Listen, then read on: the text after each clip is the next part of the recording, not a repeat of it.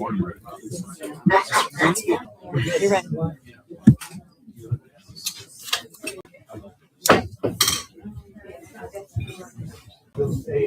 Water Township Council now come to order. Welcome everyone. Thanks for your patience. We're gonna have an interesting time tonight. Hope we all have fun. I just wanted to make a note that July is Disability Pride Month. It's observed each July to commemorate the signing of the Americans with Disabilities Act on July 26, 1990. A landmark civil rights legislation that prohibits discrimination of equal opportunity, access, and information. So I just wanted to make that note of that. I put notice of this meeting, the Lawrence Township Council being held on Tuesday, July 21st, 2026, has been provided through posting of the annual meeting schedule of the said council in accordance with Section 13 of the Open Public Meetings Act. Said notice was forwarded to the Trentonian, the Times, and the Princeton Packet on December 12th, 2025. In addition, notice was posted on the Municipal Bulletin Board and the Township website. I started maybe have the instructions at this meeting in a just, honorable, and sincere manner, always bearing in mind our views and continue to keep warm a wonderful community in which to live.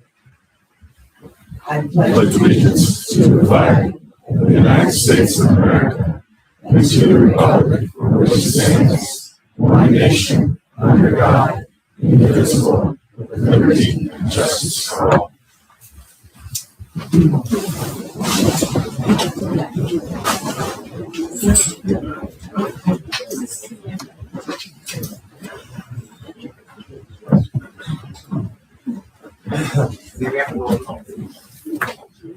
Ms. Farmer. Here. Mr. Here. Here. Mr. Kanaki. Here. Ms. Intros. Here. Mayor Robert. Here. Special proclamations, recognitions, and presentations. We have a special presentation tonight from our Township Planner, Elizabeth McManus. Will you come on up and give council a little background on the topic for tonight? For those that don't know, she's our planner. She's on the planning board and has gone through the area redevelopment law. So, yes. Welcome. Thank you. Good evening, everybody. My name is Dr. Ben, just for the record, once again. So can't hear you, really. Okay, I'll do my best to speak up for everybody. So the purpose of my attendance tonight is to help the council, as well as the public, to evaluate one of the agenda items, which is a resolution that would allow for the township to declare a particular property as an area in need of redevelopment. And that property, of course, is 3641 Florence Road. It's block 6601, lot 2. And before I talk a bit about the specific redevelopment designation, I wanted to share some of the recent history and the catalyst for what has led up to this meeting. And the catalyst is, I guess it started back in 2025 when the township adopted its housing element and fair share plan. As part of that process, as laid out in the Act, the Fair Housing Act, it allows for developers to file objections to our housing plan. One of those objectors was the hopeful developer or the property owner for this particular property for the 3641 Lawrenceville Road property. They objected to our housing plan, and the township was able to settle with that developer. We did so on February 11th of this year. We also settled with one of our other objectors, Fair Share Housing Center, on the same date. And I mentioned both of these settlements because in both settlement agreements, it addressed this particular property in the same way. And that is that the township would allow for inclusionary development to occur on the property. And as part of the zoning and the process for development of inclusionary housing, the settlement agreement, specifically the one with the property owner, 3641, it provided that the township would consider the property as an area in need of redevelopment. And after executing that settlement agreement, or both settlement agreements, the township then began the process of doing just that, of considering the property as an area in need of redevelopment, specifically considering whether or not the property meets one or more criteria for redevelopment designation as set forth in the local redevelopment housing law. And that law dictates the process that we're in the middle of going through right now. It starts with the council authorizing the planning board to conduct a study and to hold a public hearing on the study, considering whether or not the property meets the criteria. And that was done by this council on February 3rd of this year. The planning board then authorized me and my firm to prepare that study. It's referred to as an area in need of redevelopment study, sometimes a preliminary investigation. And that study was completed on April 1st of this year. We had a public hearing at the planning board on April 20th. And the planning board subsequently adopted a resolution on May 4th. And the resolution found that there were two criteria of the redevelopment law that this property met, and therefore found that the property did indeed qualify as an area in need of redevelopment. And I will say that the planning board's recommendations planning board's finding in their resolution followed my recommendations in the April 1st report. As I said, they adopted that resolution on May 4th. And the resolution specifically finds that the planning board found that the property met two criteria for an area in need of redevelopment and recommended to the council to adopt a resolution designating the site as an area in need of redevelopment. So while the planning board is obligated to hold a public hearing and to have the report prepared, it is actually the council's role to designate the property as an area in need of redevelopment or not. And that's the purpose of tonight's one of your agenda items later in the meeting for one of the resolutions is to consider a resolution that would designate the 3641 Municipal Road property, again, block 6601, lot 2, as an area in need of redevelopment. And doing so would be consistent with the settlement agreement that was executed with the property owner and would also facilitate the settlement agreement that was executed with Fairship Housing Center as well. And I'm happy to go into more detail about the property or the findings of the report specifically about the redevelopment designation. But that's an overview as to what the council is tasked with doing and how we got here, given the affordable housing case and the local redevelopment housing law. Thank you. Questions from council? Yeah, thank you very much for giving us an overview and speaking in layman's terms so we can all kind of understand it. Can you go over the two criteria that it met? Yeah. So before I do that, let me just, for a little bit more context so the criteria makes more sense. This property is a little more than 7 acres. It's at the corner of Lawrenceville Road, Provincetown Road, and then I think as most people know, it's the property that hosts the Google House on the site. And so there are two criteria. There are several criteria set forth in the redevelopment law, but I think two that I referenced in the report as being relevant and recommended in favor of the planning board agreed. The first one is criterion A, and that speaks to the condition of buildings. Specifically, it states the generality of buildings are substandard, unsafe, unsanitary, dilapidated, or obsolescent, or possess any of the characteristics or are so lacking in light, air, or space as to be conducive to unwholesome living and working conditions. So the report found in favor of that criteria for a variety of reasons, but including the lack of property maintenance leading to a state of disrepair of not only the home itself, but also an accessory garage on the building. There was evidence of fire code violations as well. There are also a number of substandard conditions that were actually identified by the township in a violations issued approximately 25 years ago that largely remained in place. And there were a number of characteristics of the two buildings that were substandard, unsafe, and dilapidated, as stated in the report, including, for example, collapse and damaged roof in the accessory building, the garage, damaged roof, missing eave on the principal building, cracked in both foundation in need of stabilization, a structural support beam in the basement of the home that is not fully supporting the building, uncontrolled access to the basement and first floor. You can see evidence of vandalism and trespassing on the property, number of broken windows, vine infestation, and debris throughout the site. And for all of those reasons, that's a summary, but for all of those reasons, the report found that it met criteria A in the sense that the buildings are substandard, dilapidated, and that they led to this unwholesome living and working conditions.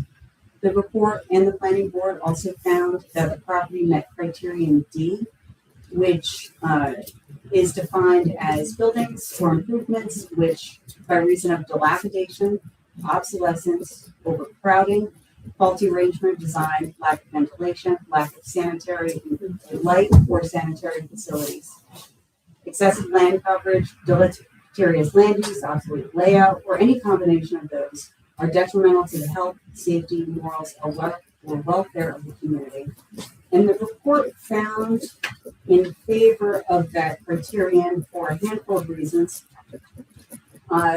The property had faulty arrangement and design due to lack of driveway, lack of property access from adjacent roads, and that lack of accessibility to the site by emergency vehicles such as EMS and police contributes to an unsafe nature of the property, and also for the property to serve as an attractive nuisance, with evidence being the vandalism found throughout the property. The report also found that there's a lack of access to septic waste disposal since that had been decommissioned on the property. And it further found, similar to criteria A, that the property itself is dilapidated in the sense that it has a number of holes in the building walls, broken windows, that uncontrolled access to the dwelling as well as the garage. And that creates opportunities for trespassing, animal nesting as well. And there was also finding that the property is littered with dead and overgrown vegetation. And as I mentioned before, there's quite a bit of vandalism and uncontrolled access to the site. And because of the totality of these dilapidated conditions, the unsanitary conditions, the faulty arrangement with the lack of access, the result is that the property serves as this deleterious land use that is detrimental to the health, safety, and welfare of the community, such that it meets criterion D. And so those are the two criteria. I will say that the redevelopment law requires that one or more criteria be satisfied in order for a property to be found in need of redevelopment. But in this instance, there were two criteria identified and supported in the report as well as by the planning board's resolution. Thank you. Mr. Knapp.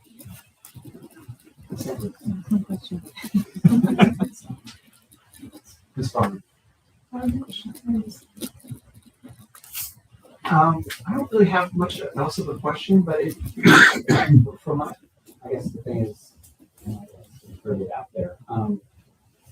This is who creates this criteria? Is it the township criteria? Is it the state criteria?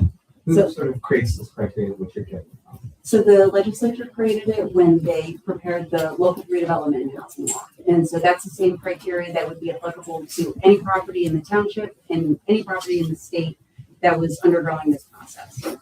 And then the other piece you mentioned earlier about having an intervener, a property owner intervening. I've seen and heard different people saying that there's a developer already done, there's X number of units, X number of parking spaces. Are we there yet? Or is this really what it says on the agenda? It's a resolution confirming that this is an area. So for tonight's agenda, the only thing stated, the only thing listed on the agenda is designation of the property. And that is a separate process than adoption of the redevelopment plan, which will presumably supersede the existing zoning of the property. The council's decision tonight does not directly impact the potential in the future of this property, but I do need to recognize the fact that our settlement agreement with the developer is not simply that the township would consider the property as an area of development. It does also talk about the future development of the site, which was for 110 units on the property. That decision-making, the adoption of the zoning for the property or not, will come in the form of a redevelopment plan if the site is designated as an area of development. And that would be the necessary next step to fulfill the terms of the settlement agreement with the developer, as well as with Fair Share Housing Center. But for tonight's agenda, it is solely about the designation of the property since there's no reference to future development in the redevelopment study or I believe in the resolution before the council. So there will be multiple public hearings beyond this to start to address the redevelopment plan as well as any sort of development that occurs on the site. Absolutely. So should the council find or declare the site as an area in need of redevelopment, there would be a public process, public hearing for adoption of a redevelopment plan, and then presuming the developer proceeds with the site plan application to receive approvals for development of the site. There would also be public hearings scheduled for that process, just like any other site plan application that would appear before the planning board. And you talked about this being part of our settlement. This is part of our fourth round housing settlement that the state sort of and Fair Share Housing require Lawrence Township to provide inclusionary zoning for a certain number of units distributed throughout the township. Is that correct? Correct. Lawrence Township participated in the process in order to protect itself from builders remedy litigation. We did so successfully in the sense that we were able to secure settlements and the preliminary approval from the court. And once we're able to complete all of these steps in the process, including adopting the redevelopment plan, at that point we would be eligible for this final approval referred to as a judgment of repose or a compliance certification from the court, which is the final stamp of approval that Lawrence has done what was necessary for round 4. All right, and last one. I apologize. I said I was going to do one. That was the last one. But you mentioned builder's remedy. I see some new faces in the audience. So for those who haven't been to other meetings, what exactly is builder's remedy? So a builder's remedy is a type of litigation that is set forth as part of affordable housing here in New Jersey, and it is intended to be the stick, so to speak, if there's a carrot and stick for affordable housing in New Jersey, in the sense that municipalities that do not have an approved housing plan with zoning that has been approved by now the court, it gives developers and property owners the opportunity to file what's referred to as a builder's remedy, which is a form of exclusionary zoning litigation. So essentially they are providing, the builder is providing the remedy to the lack of affordable housing compliance in the municipality. And what it specifically means is presuming that the town is not participating, they're not compliant with their affordable housing obligation, the developer can file litigation before the court to seek approval for a project that is significantly larger than what a municipality would have agreed to. And the standards for what would be a compliant builder's remedy are going to vary by municipality. It's going to vary by the character of the site and the surrounding area, but it is always in excess of what the municipality would have been possibly comfortable with. Logically, because it's a lot of effort for a developer to go through the litigation process to get that approval. They can just simply get a yes from the town, they would have. But they secure approval from the court for a much larger development than what the municipality would have been comfortable with. And it's much larger because the standards for what are deemed acceptable and appropriate are lower in the case of a builder's remedy than in the case of an objection or even any use variance application that might be filed in the municipality.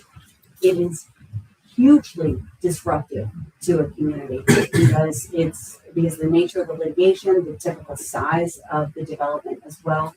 And for those towns that have decided that they would like to not participate and go through this process, which is admittedly very difficult for towns, I will say that oftentimes one of the requirements from the court, in addition to rezoning that property, typically is that the town must then go ahead and adopt the housing plan. So take the action that it was seeking to avoid. That's often one of the requirements after you go through the obtain the builder's remedy, the court says, and now go ahead and do the housing plan that you failed to do initially.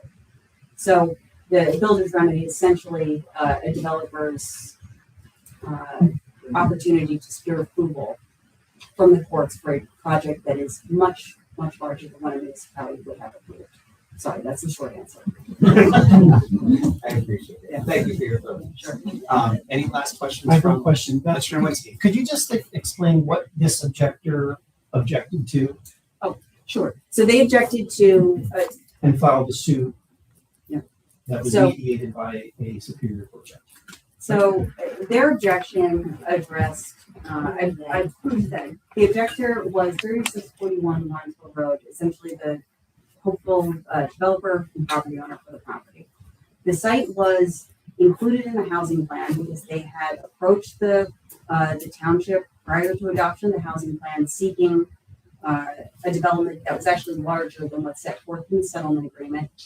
The township had declined and instead had proposed zoning at a lower density of, I believe, 10 units an acre in the housing plan for that property. They objected, stating that the density set forth in the housing plan for their property was too low.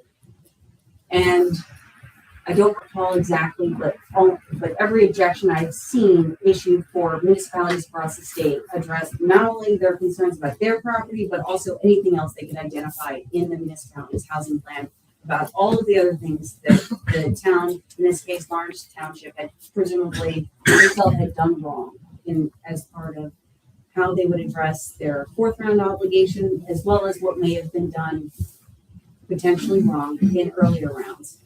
As part of the affordable housing process, that objection was reviewed through the Affordable Housing Dispute Resolution Program. Ultimately, that was a very expedited process for municipalities to work with their objectors to determine if the settlement was possible. We worked with this developer during that process to determine if we could come to terms. We were able to do so and we did so in order to avoid ongoing litigation about the property that may result in additional density at this site and may have resulted in other zoning amendments necessary to address other concerns that may have raised affordable housing strategies and earlier strategies. And that was a very common occurrence throughout the state. Most municipalities had at least one objection filed to their housing plan. Most of those objections were settled. I'll say that.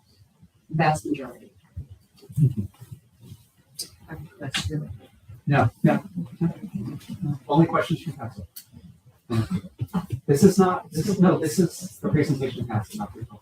I mean, you're here, but this is for us. Any other questions? Thank you, so Mr. much. Thank you. Thank you, ma'am.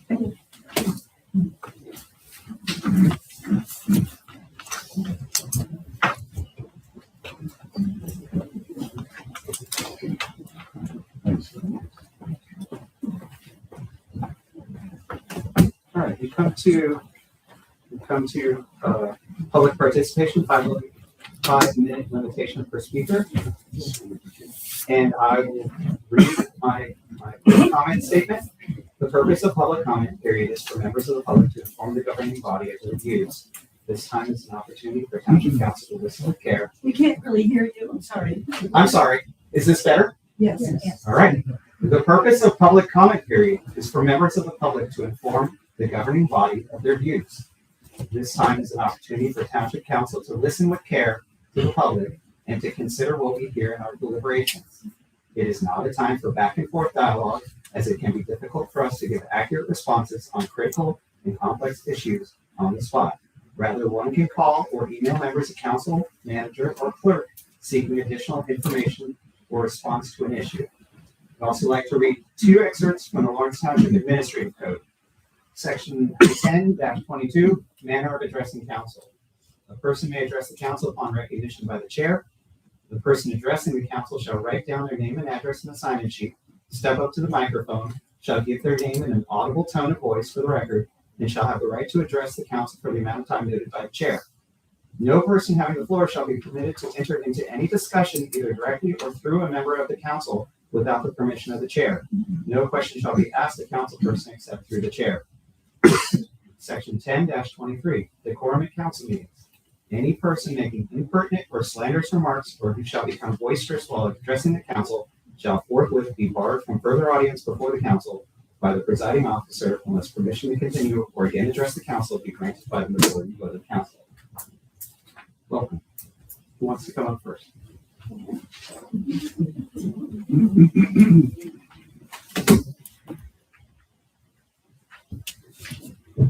My name is Catherine Trenner. Can you all hear me? Yes. Okay, and I have lived in this area for 50 years, although I must say I don't recognize hardly anybody who's here tonight. And despite the fact that I practiced law around here for 56 years and recently retired.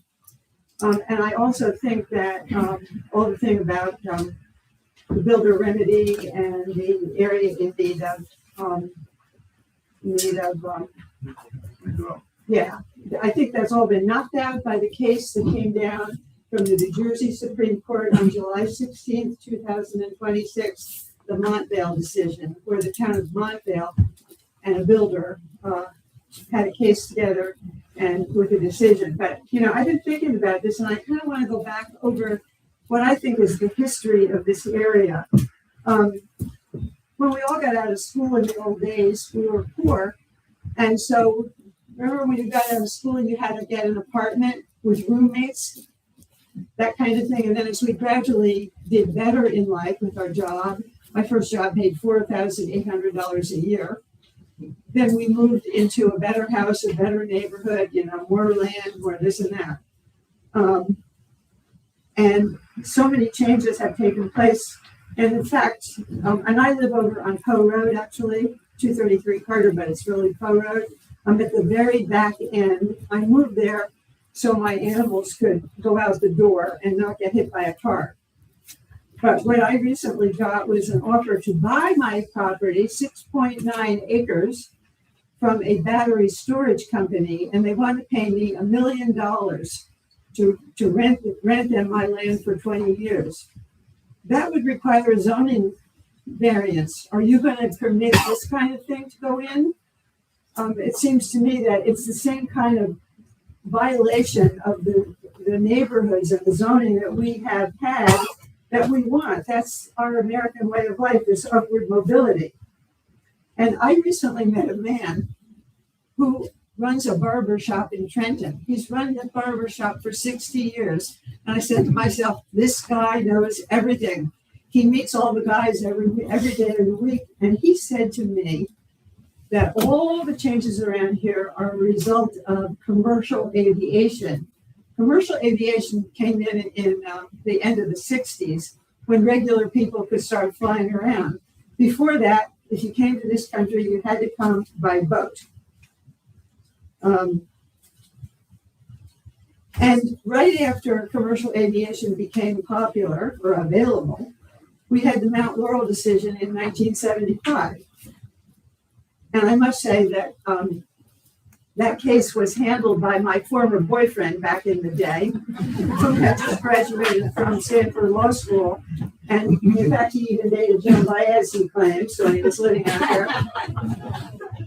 But what they were talking about is, should there be affordable housing everywhere? And, you know, we are all immigrants, or the descendants of immigrants.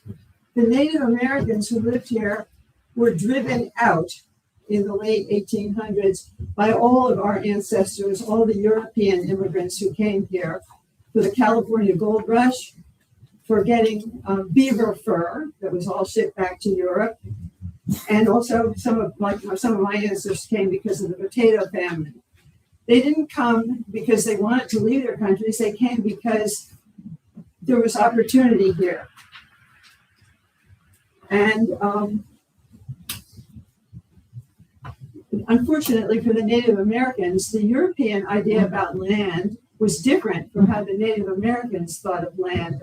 This is what I've read. Native Americans thought all the land was out there for hunting and for food, gathering food. But the Europeans said, oh no, you got to have a little block for yourself. My family moved to Westfield. I grew up in Westfield, New Jersey. We lived halfway out where the farm started. And my parents were then able to get a nice house in the suburbs. And all of the kids in Westfield High School when I went there were basically Protestant and English speaking, and they were no longer immigrants. We're like most of us in my age group, we're like the third generation immigrants. A lot of you people are younger, so you may be fourth or fifth generation immigrants, but we're all immigrants.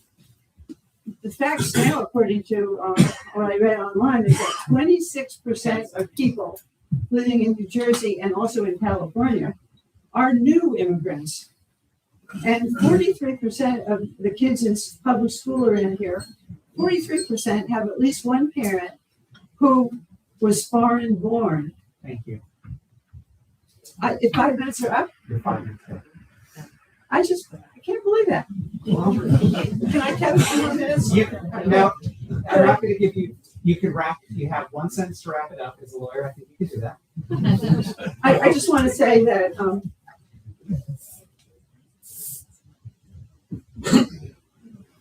the case of Monarch Communities versus Montvale states that an inherently beneficial project like senior housing will not be, you have to show that it will not adversely affect and will not substantially impair the intent and purpose of the zoning plan. And I just want to make reference to, I was in England over Christmas. Can I just do, I got 2 sentences to go. That would be I can ask somebody else to finish reading my remarks. I think No one can deliver it as well as you, Catherine. I will grant you the 2 sentences. Jakarta, Indonesia is the most populated city in the world. And what they've had to do is, like, you can only drive every other day in your car because there's too many people there and it's overpopulation. And I'm here to say, don't put poor people, the apartment stage of life, into the rich neighborhoods. That's the American way. You want to grow up and move up and get a big house. And Thank you. stick with our plan that we have. And I don't think you can not follow it based on the Montvale case. Thank you.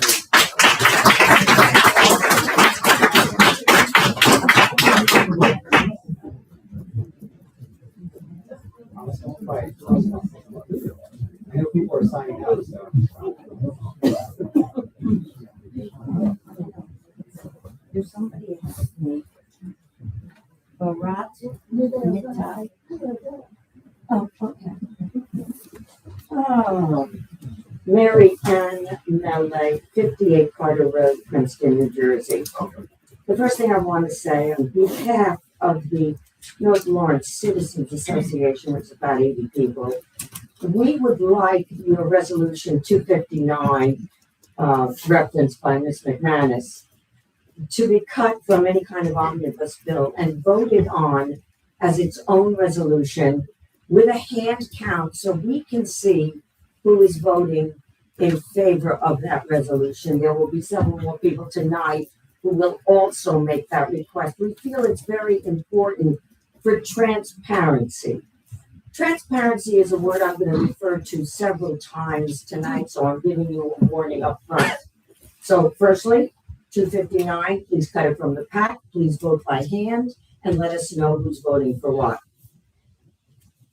A couple in the planning board meeting of April 20th, I believe, I asked Mr. Nowinski point blank, have you executed contracts or assigned contracts on the development of both ETS and Gulick? And after a lot of hemming and hawing, Mr. Nowinski, I believe you said you had not signed contracts. Is that true?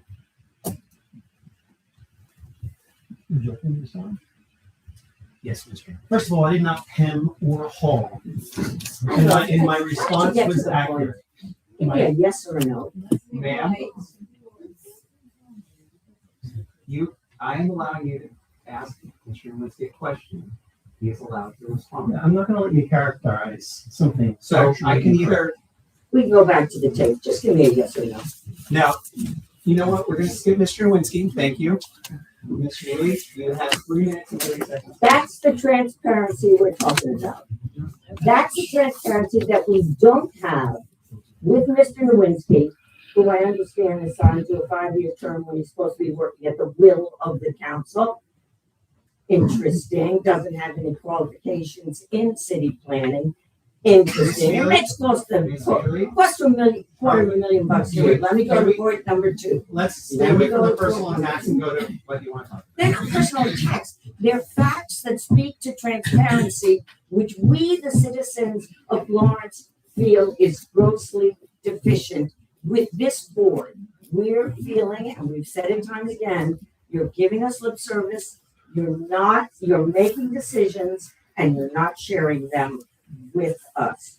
When I call Mayor Mike Gasali in Montvale, he returns my phone calls. Yeah. You don't. No. And I've asked you to, and Mr. Nowinski doesn't, and I've asked him to. Yep. We all want transparency, and we want to know what you folks are doing, and we don't feel like we're getting it. I apologize, Arthur, I love you, but we don't feel we're getting transparency. Let me go to my point number 3. Ms. McManus, when you were determining 210 units at ETS and 10 units on the corner of Province Line and Princeton Pike, which is a highly trafficked thing, why didn't you just stick those 10 affordable units over at ETS so we could fight one battle here based on round 4 and don't put 110 more families on a corner that is highly trafficked to Route 1 at rush hour every day. We could do with 110 less families bleeding on our school system, bleeding on our police, bleeding on our fire, and destroying the neighborhood. Let me remind you, there are no sidewalks. How do these people get their groceries done? There are no sidewalks, and there are no buildings in this town higher than 2 stories. And what you're doing is, once again, you're doing what Catherine says. You're urbanizing our bucolic neighborhood, which Professor Isaacs addressed so carefully, that we want the character of our bucolic neighborhood to be undisturbed so we can enjoy what we earned to live in Lawrence. If you put those 10 affordable units from Gulick into ETS, we could fight one battle and we could save the property at ETS for something less than 110 more families draining on those resources which our taxpayer dollars pay for.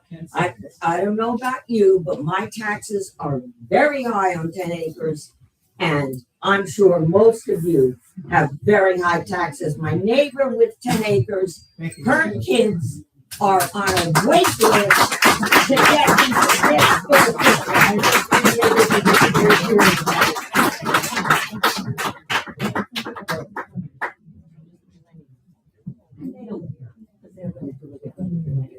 Ms. They Melly? don't care. Ms. Melly? Yes, dear.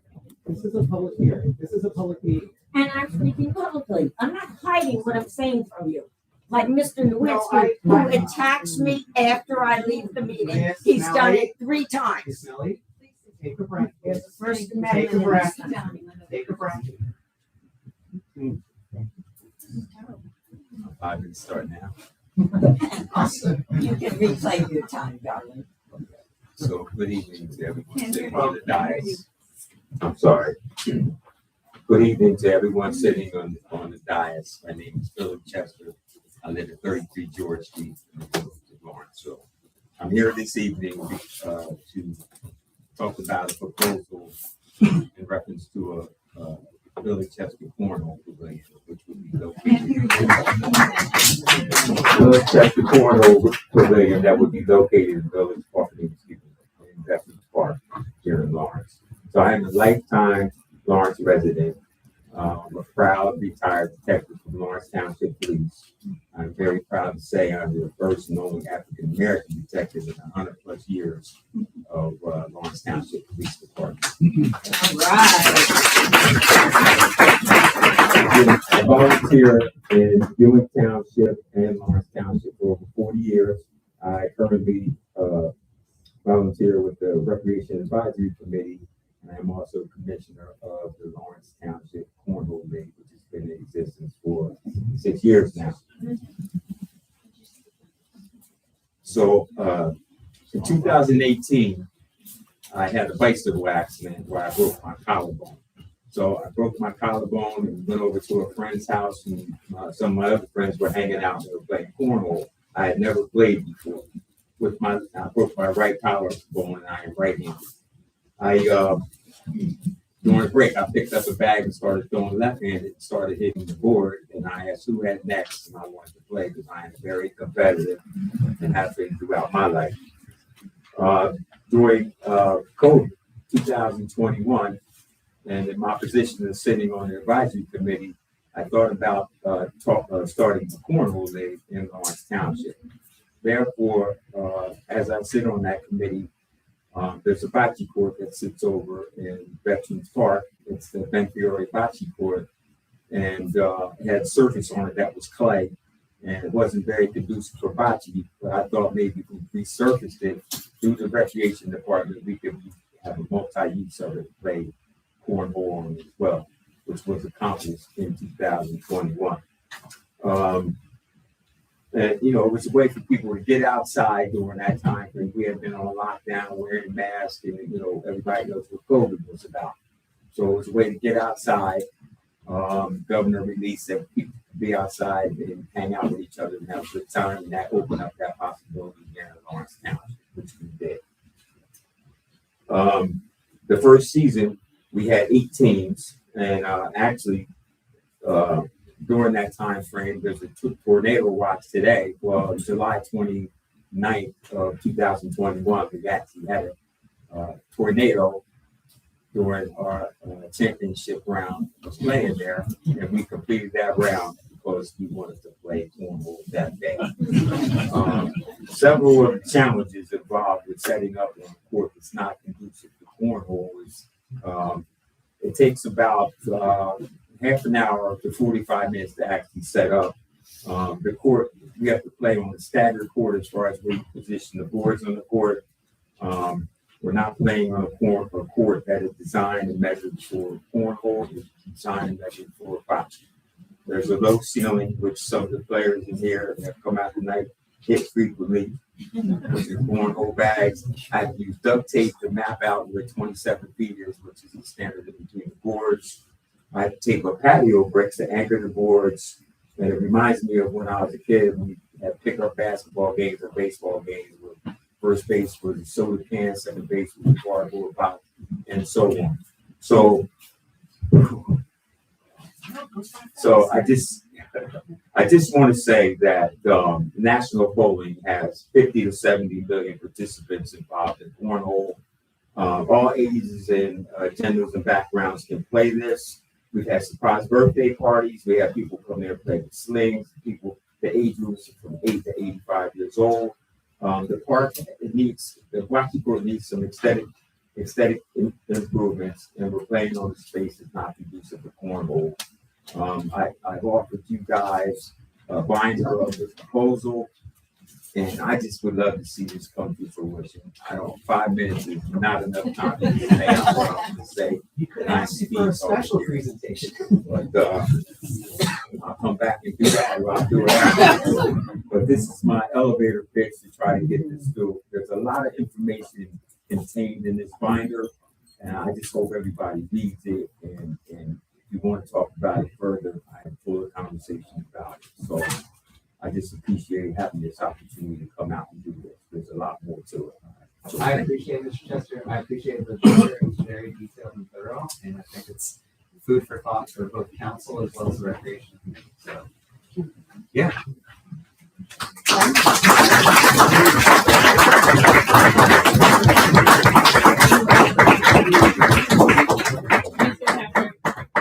Thank you so much for presenting. I was on the advisory council when the cornhole was started. You've built an amazing program, and this, if everyone could see this, he's put this together. We all have one. It is amazing. Being on the committee for 8 years, I've never seen anything this thorough, and I really appreciate this, and I look forward to talking more about it. Thank you. My name is Pepper Evans. I live 102 Clark Avenue, and I come in peace. I'd also like to say up front that anything I say tonight is just my opinion and not from any other position you might associate with. I am a 3-year member of the Lawrence Cornhole League, and one of the things I'd like to make sure people understand is you might not think a glamorous woman such as myself belongs on a cornhole pitch, but in fact, I go and I have fun. And one year I came in 11th place out of 12, but still. But the point is that I go out there and I have fun. And I have fun with people I know and people I've never met. And one woman said she's been in Lawrence for 50 years and she doesn't know anybody. I've been in Lawrence over 50 years and I know almost everybody. So it's when you reach out and you're part of something bigger than yourself, it's really exciting. When I think about the opportunity for kids, any kid to play cornhole, they can play very young, they need no money, they need no equipment. You show up with a good attitude and grow beanbag. And really it's not much more than that. It doesn't take anything more than that for people to have fun. And anyone can come up. There's been a waiting list every year since the first year to be on the Cornhole League.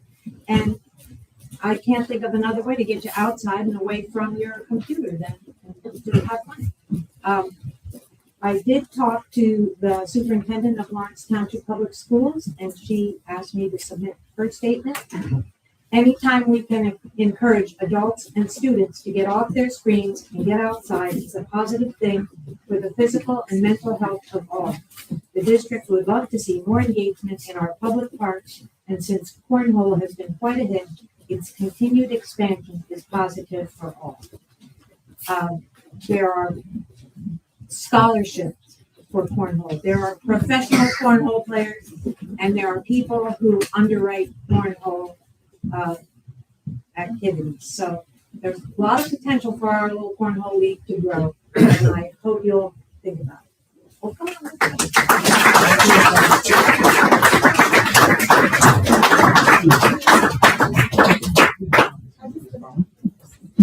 I am still studying the report. My only pitch is maybe would you consider Central Park? We can't hear you. Oh, you can't hear me. I said I love the proposal. I'm still looking through the proposal, but I just wanted to make a pitch for Central Park. I don't know if that's a possibility. I just posted it. Hello. Well, my name is Maria Pico, and I live at 4465 Province Line Love Road. Mr. Mayor, committee members, I'll bring it back to the subsidized housing. My husband and I made the investment to move here, and yes, after school, we could afford the taxes, the property taxes, of course, in this area, and we love our neighbors. We love our amenities here in Lawrence, and when I first moved in, I enjoyed jogging around the trail near the Yorkshire apartments before they started developing, and I soon stopped. The safety, I didn't feel safe going there at 6 o'clock in the morning or late at night. The people around it. So, Mr. Mayor, committee members, I like my friends and neighbors here in Lawrence. I don't know what 200 plus new neighbors, their friends, their extended families will bring to our community. So I ask you not to allow that in our community. Thank you.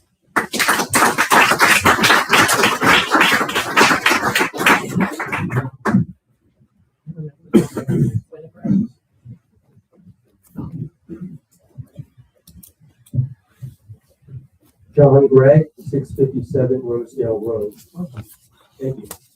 I'm speaking in opposition tonight to Resolution 259, which is a resolution which is designating certain real property located at 3641 Lawrence Road as a non-commendation redevelopment area. Essentially, this is an area of need of redevelopment. I listened to Ms. McManus's presentation, and the way this whole thing was being conducted, to me, it smells like a rat, and the rat is not in Gulick's house. One of the things that it seems like is a concern is for Lawrence Township to be breaching a settlement contract that was entered into in February of this year. That settlement contract was a result of litigation that was evidently initiated in December of last year, and relates to putting in actually taking out the Gulick house and putting in a housing project of around 110 units evidently.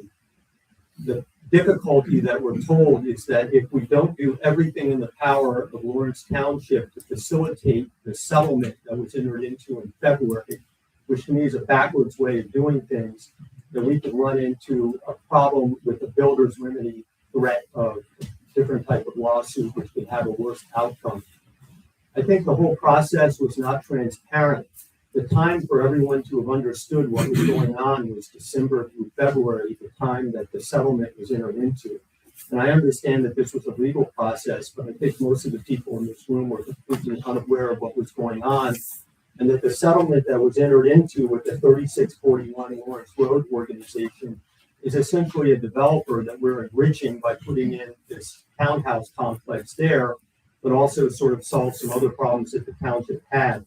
But I concur with some of the other people who have objected with the lack of transparency of this process. And I also urge the members of the council who are voting on this resolution also vote independently and move this particular one out from the group of other things that are there. Thank you very much.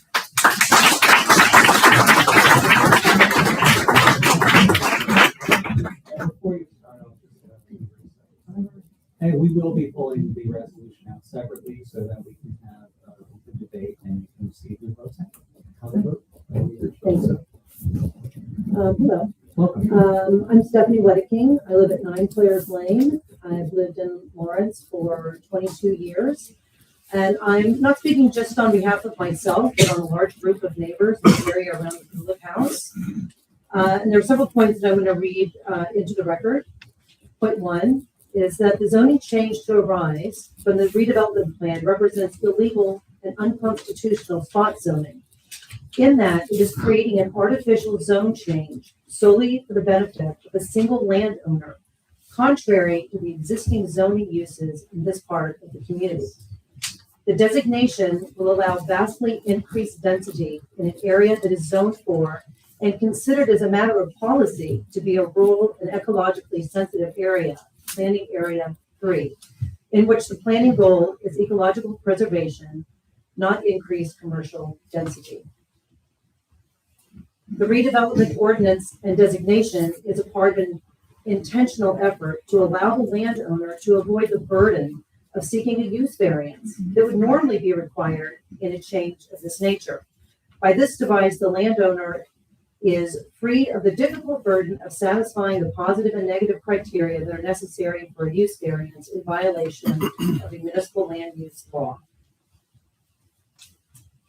The zoning change that will arise from the redevelopment designation alters fundamentally the community zone plan, in that this property is adjacent to and or is in the vicinity of a preserved area or an area deemed environmentally sensitive and should be subject to a use variance proceeding so that the negative criteria as to the ecological impact can be tested and proven, especially since property has reforested and has acquired new ecological qualities.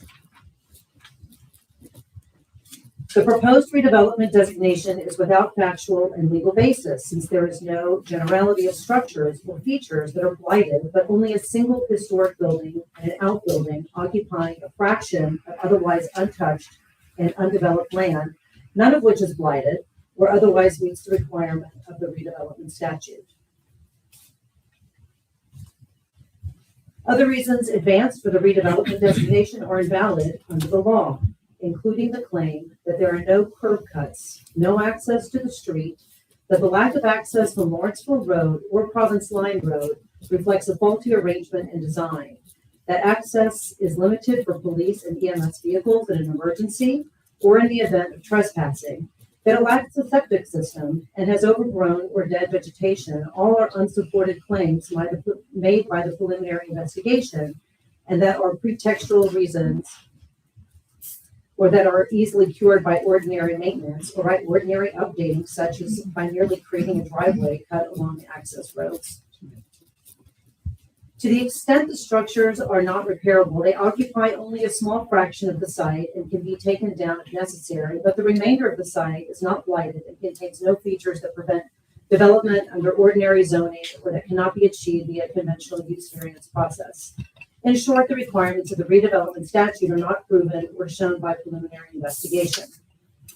The redevelopment designation is intended to allow a vastly increased density in a part of the community that is adjacent to the Kings Highway Historic District and that will impair and encroach on the district in violation of New Jersey law and in violation of Mount Laurel doctrine.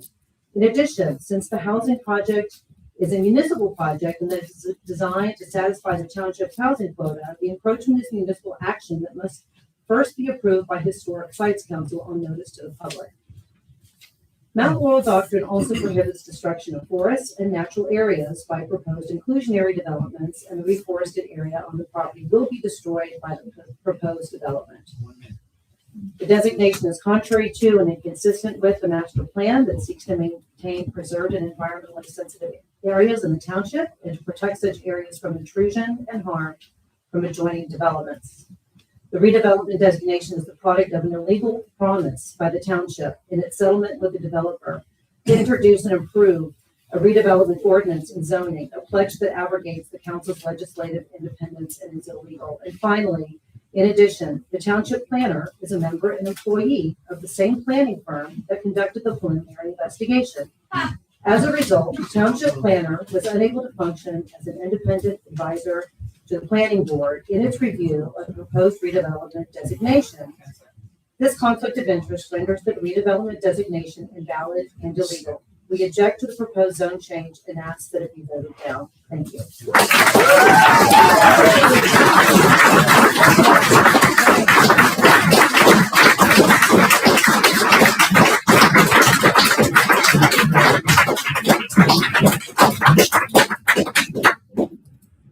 Make sure everybody can hear me okay. My name is Martha Friend. I live at 976 Lawrence Road. So I guess I'm South Lawrence. I say that because there does seem to be a group here that is speaking for all of Lawrence. And please don't speak for me. And in fact, I want to remind council, who I respect greatly, this group, I won't say this group, the folks here that are against Gulick House future and the possibilities for that lot, they don't speak for all of Lawrence. They speak for themselves and the people on their email list, I guess we can say. But I want that to be really clear. We know people show up when they're angry, when they're frustrated. That's when they show up to meetings. So we have a large crowd here. But you don't know who's sitting in this audience and how they might feel. So I just want you to know those folks who are at home, I want to apologize if anybody who's listening to this and hears people casting aspersions on the folks who live in affordable housing and those 10 groups. That's horrifying. And that is not what the people I know here in Lawrence feel. People need housing. And I'd like to just be clear. For 30 years, I drove past Gulick House on my way to work, there and back, there and back, there and back. So I know about traffic. I also have, and I'm gonna be quick, because 5 minutes goes really quick. 3 minutes, yeah.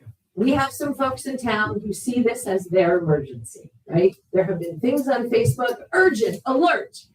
And you read through it and they say, all of Lawrence, there's something happening that we all need to be concerned about. But in fact, it's just one, seemed to be some neighbors who are concerned about it. There was somebody who tried to run for council and he said it was just because of this issue. Like, there are people upset. Okay, and they have a right to be upset. What I would ask you to do is listen to your experts. We can all be passionate about things, but that does not make us experts. We are, I have worked with Beth McManus through master plan work that the town has been working on for years. I know she is an expert. She would never want ill will for people who live here in Lawrence and do something shady. That's offensive to imply. Thank you for the work you guys are doing. And actually, I'm glad you're going to vote independently. I trust you're going to vote for all of Lawrence, more housing. You would never do something that was not good for this town. I trust each of you. I know you're people of character. Thank you for thinking about all of Lawrence when you vote.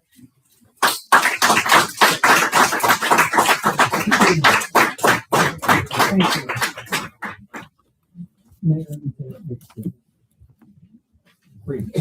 Three. There was a comment made by a prior member about our planner, Elizabeth McManus. She's been our planner for I think 7 or 8 years. We appointed her to be the planner. She is our professional planner with the education, certification, and experience to do the job of a planner. This is exactly the type of work that she was hired to do. Any inclination or any insinuation that people seem to grab onto that there was some nefarious conflict of interest needs to be rejected immediately by everyone in this room and everybody that's listening on my feed. We cannot allow our professionals to be mistreated and mischaracterized. I'm sorry, it offends me. Attack me, okay, I'll get upset and it'll be a big thing, but she does good work. She's supposed to do the job that she did, and she made her recommendation based upon all of her education and experience and certifications. There was no conflict of interest. There was nothing nefarious. She did the job that we asked her to do. That's what I would say. Thank you. And we know there'll be rough. And yet we move on. Welcome. Hi, my name is Nate Kunkel. I live at 129 Review Avenue. I am a lifelong resident of Lawrence Township, all 20 of my long years. I wanted to point out some information that I feel is lacking in this conversation. I'm not here to sway on whether we should or should not have additional housing. I am more concerned about the historic properties of this building. I was one of the founding members of the Lawrence Junior Historians, a subsection of the Lawrence Historical Society, and I'm here to talk a little bit about the history of the house. It was built in 1855 and is one of the few remaining structures in Lawrence Township and in our wider region of Mercer County that shows exceptional Italianate revivalist architecture. And there's, I think, only one other house in Lawrence Township that shows that. Outside of that, as it was pointed out, the house itself only takes up a small portion of the overall property. And if it were to be amended, that house and property subsequently needs to be redone, be it that the house itself is saved or, renovated to ensure that the historical attributes of the house are maintained. I also agree with the other people who brought up the point that it is an extension of two different protected areas, both the Kings Highway Historic District, even though there is only a 30-foot berm on the property. I do think this house is characteristic of the exact thing that historical district is trying to preserve. And also the Lawrenceville Hopewell Trail. It runs right alongside the property, and I do believe that maintaining green space in our already declining green township is necessary.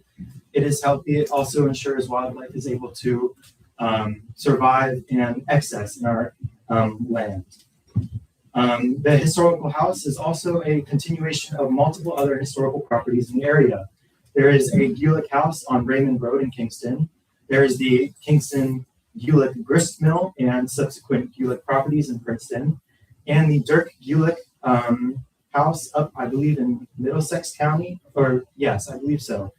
And this house, if preserved, would be just another continuation of that long-standing history that has since spanned over 300 years in our area.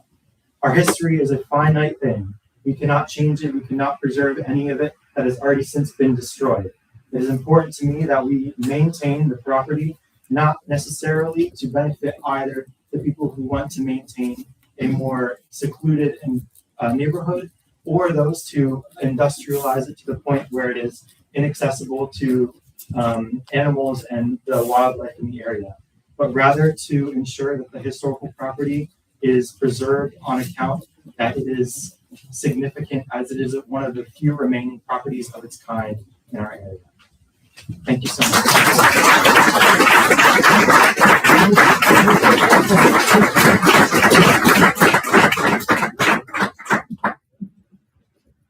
Before you sit down, I had a question for you as someone who's very interested in history. Thank you for being a historian. It's great to have people in the township who grew up and about the history of the town. I hope you can still hear me. I'm trying. I'm sorry. Have there been previous, over the 30 years that this property owner has owned the Gulick House site, have there been previous attempts that you are aware of that to try to, and do you know what happened to them? Yes, so actually there's been numerous attempts. There was the historical building survey done in 1987 that designated the house as being possible for acknowledgement on the national and local registers. It was then subsequently designated as a local landmark in 1990, which is significant. And in 2013, an individual named James T. Callahan was putting together a petition to ensure that the property was acknowledged on the National Historic Property List. However, it fell short due to the fact that the property owner would be the ultimate final say on whether or not the property would be designated. There have also been some 30 years of back and forth between the township and this house. When I say it was purchased, I believe in 1995 by the current owners from Bristol Myers Squibb, who had sold off the property. And they have submitted, I believe, 4 master plans for redevelopment. And the first 3, maybe 4, included a assisted care facility with plans, some of them, to maintain the house. And they were rejected by, I believe, the Historic Preservation Office each time for, Historic Preservation Office and also the township, I'm not necessarily sure which, for multiple reasons. And I believe that is the extent of all of the. Thank you. No problem. I appreciate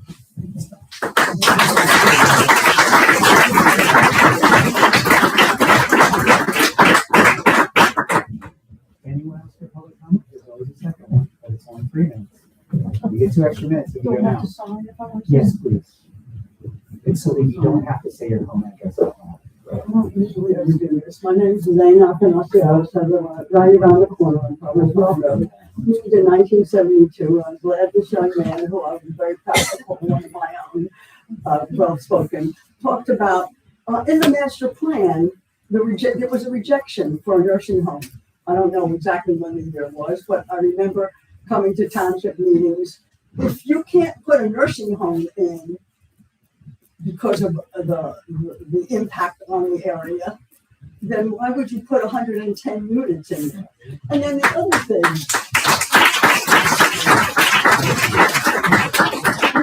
is the 2 criteria. I mean, I didn't put my hearing aid on, so I'm not sure everything that your first speaker said. But if the 2 criteria are that the place is dilapidated, it's like saying, well, the property owner didn't take care of their property, so we're just going to, say, forget about that, and we can just build whatever we want. I mean, you have a master plan. I don't understand why this keeps coming up and getting resurrected. If the property owners bought the property in 1995 and there was a master plan, they already knew that it wasn't a facility that could be put up there. And it's just been causing more legalities over the years. I mean, you know, I'm not very well spoken, I'm not a lawyer or anything like that. I just don't feel like it's the place to be. I don't have any problem with it, with the Mountain World decision, but I don't see how you can have 110 units on 7 acres. And I mean, I lived on that property when it was a wheat farm, and there's a development there. I don't have anything against low income housing. It's not going to impact me. I'm 84 years old, and it doesn't much matter. But it's going to impact the neighborhood.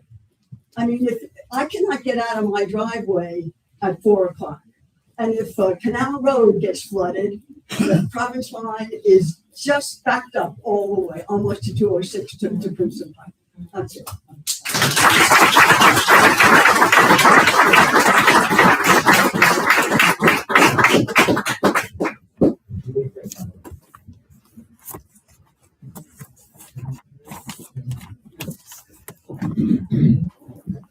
Hi, my name is Lori Evans, and I'm a resident here. And I agree, I have no problem with low-income housing at all. But why do we need 110 units just to accommodate 10 low-income properties? Why can't we just put 10 low-income units on those 7 acres? So everybody gets a little house. I mean, doesn't that make sense? Yeah, Why do we need 110? And I don't know what's going on with ETS at this point either, but I was told that was, wetland or something like that. So I don't even know what's going on with ETS, and that's not far from where I live. So that really concerns me as well. And can I ask a question? Am I allowed? You can ask me a question. Okay. So is the ETS deal done? Is it going to be? So how many apartments are proposed there? I know this is not. I'm not.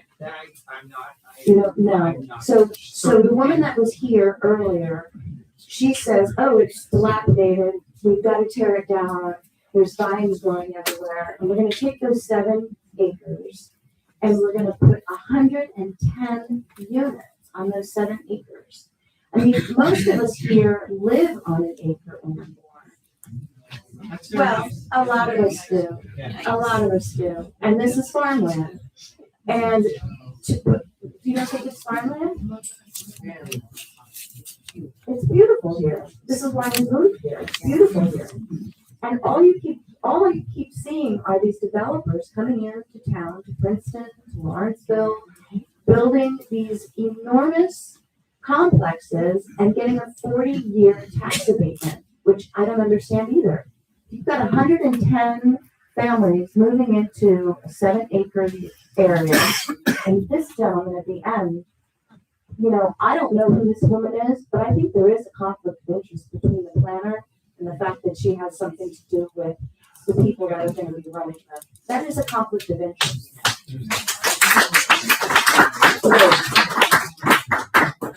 So, I guess I'm trying to say, I agree that we should put in low-income housing, but why do we have to include it in 110 or 500 unit property? Well, okay, it's the law that we have to have low-income housing, but it's not the law that you can build. It is the law that, you can build 500 units, right? And those 500 units, you have to have what? 20%. Okay, so let's take the 20% and build something for the 20%.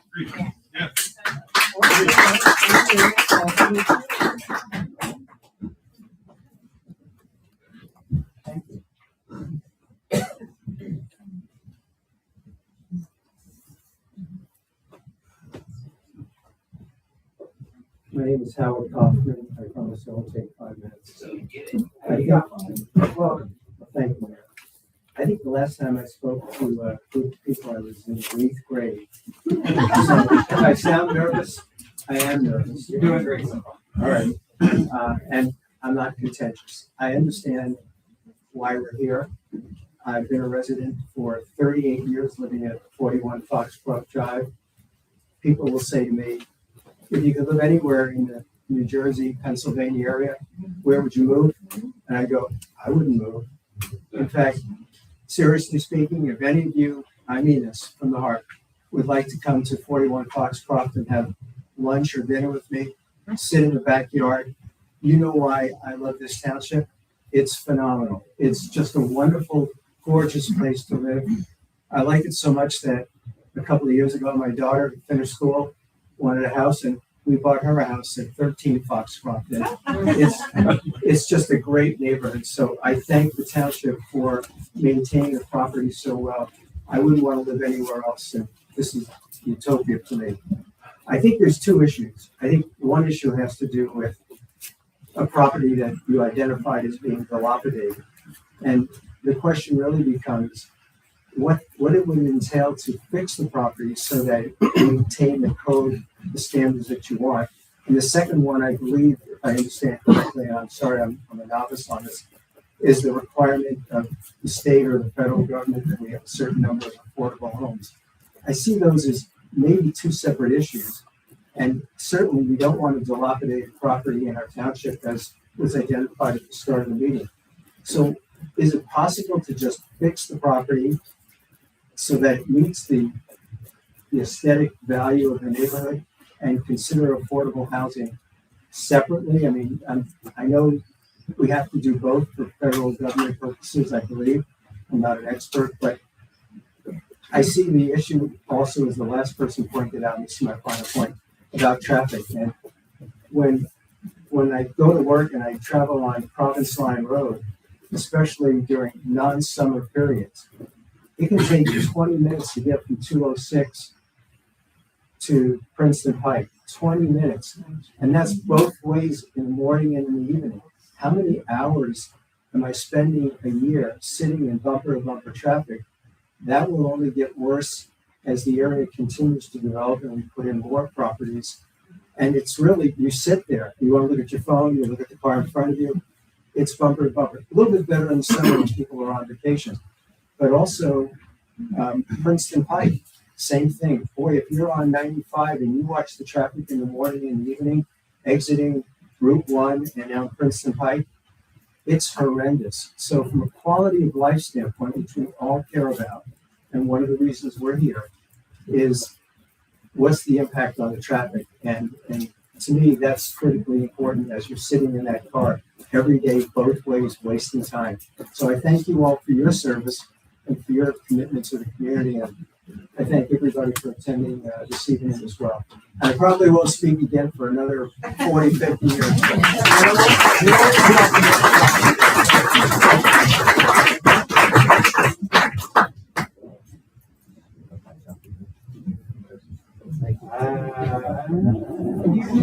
No. I'm sorry. You have to wait till the second one. You don't pick those. No.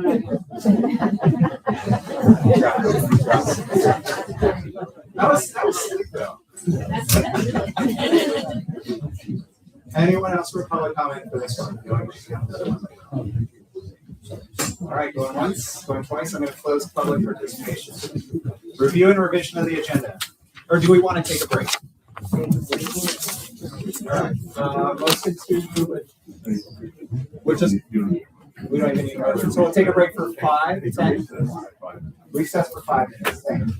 We'll be back at, let's say,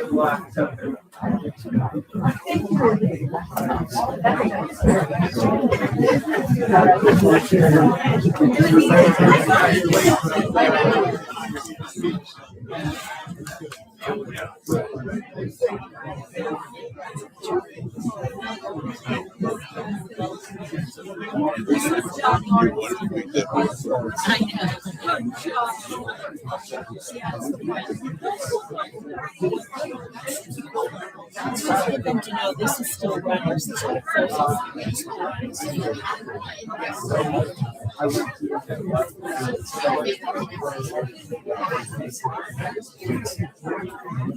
So me or you?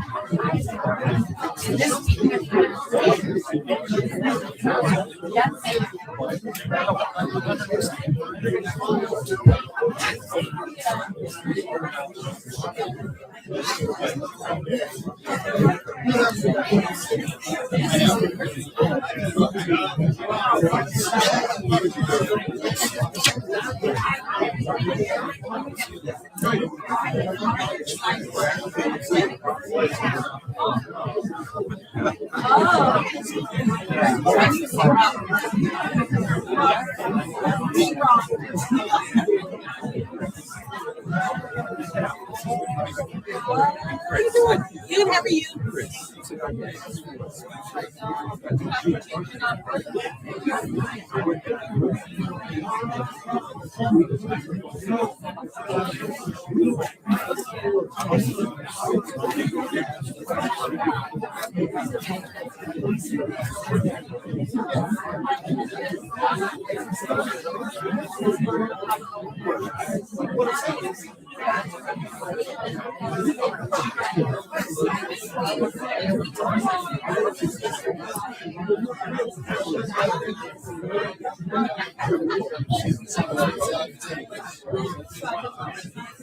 Good job. Stranger, how you doing? Good. How you been, man? Still looking good. I know. How are you? I was on the planning board before, and I started driving to work, so I made it hard. But I see you still. Yeah. That's it.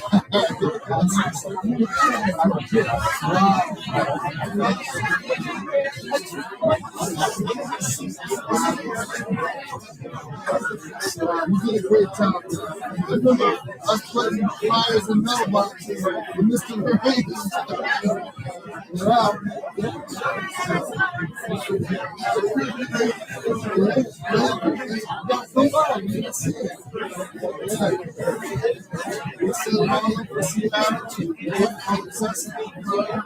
Good night. Sorry, good night. Enjoy the rest of the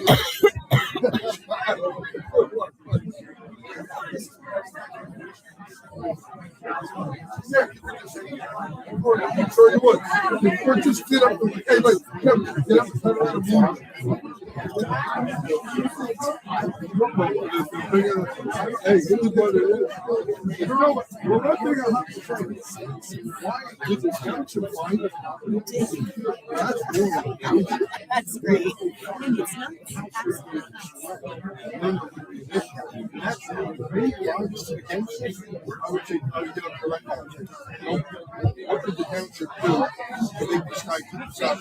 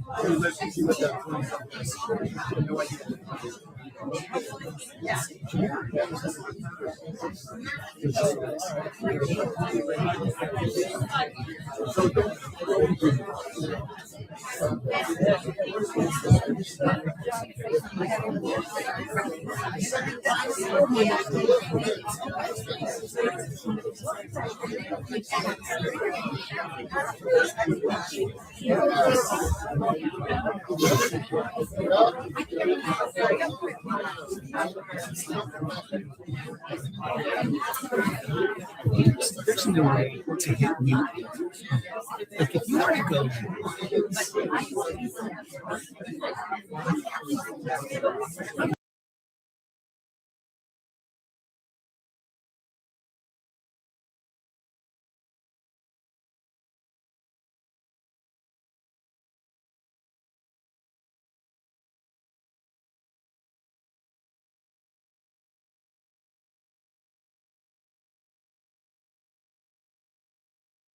Okay.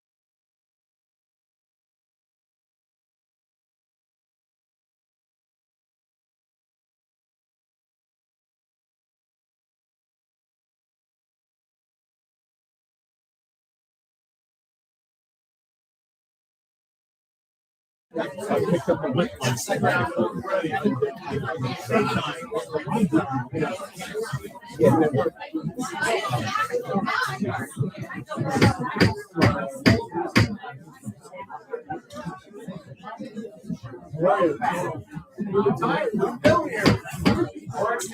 council now come back to order, please. Hope that was loud enough for some of my friends in the audience.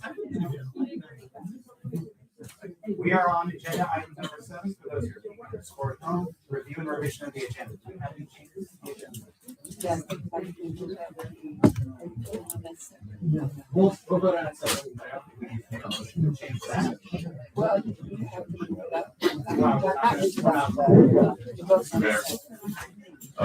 Since the agenda was prepared last week, a matter has come up that possibly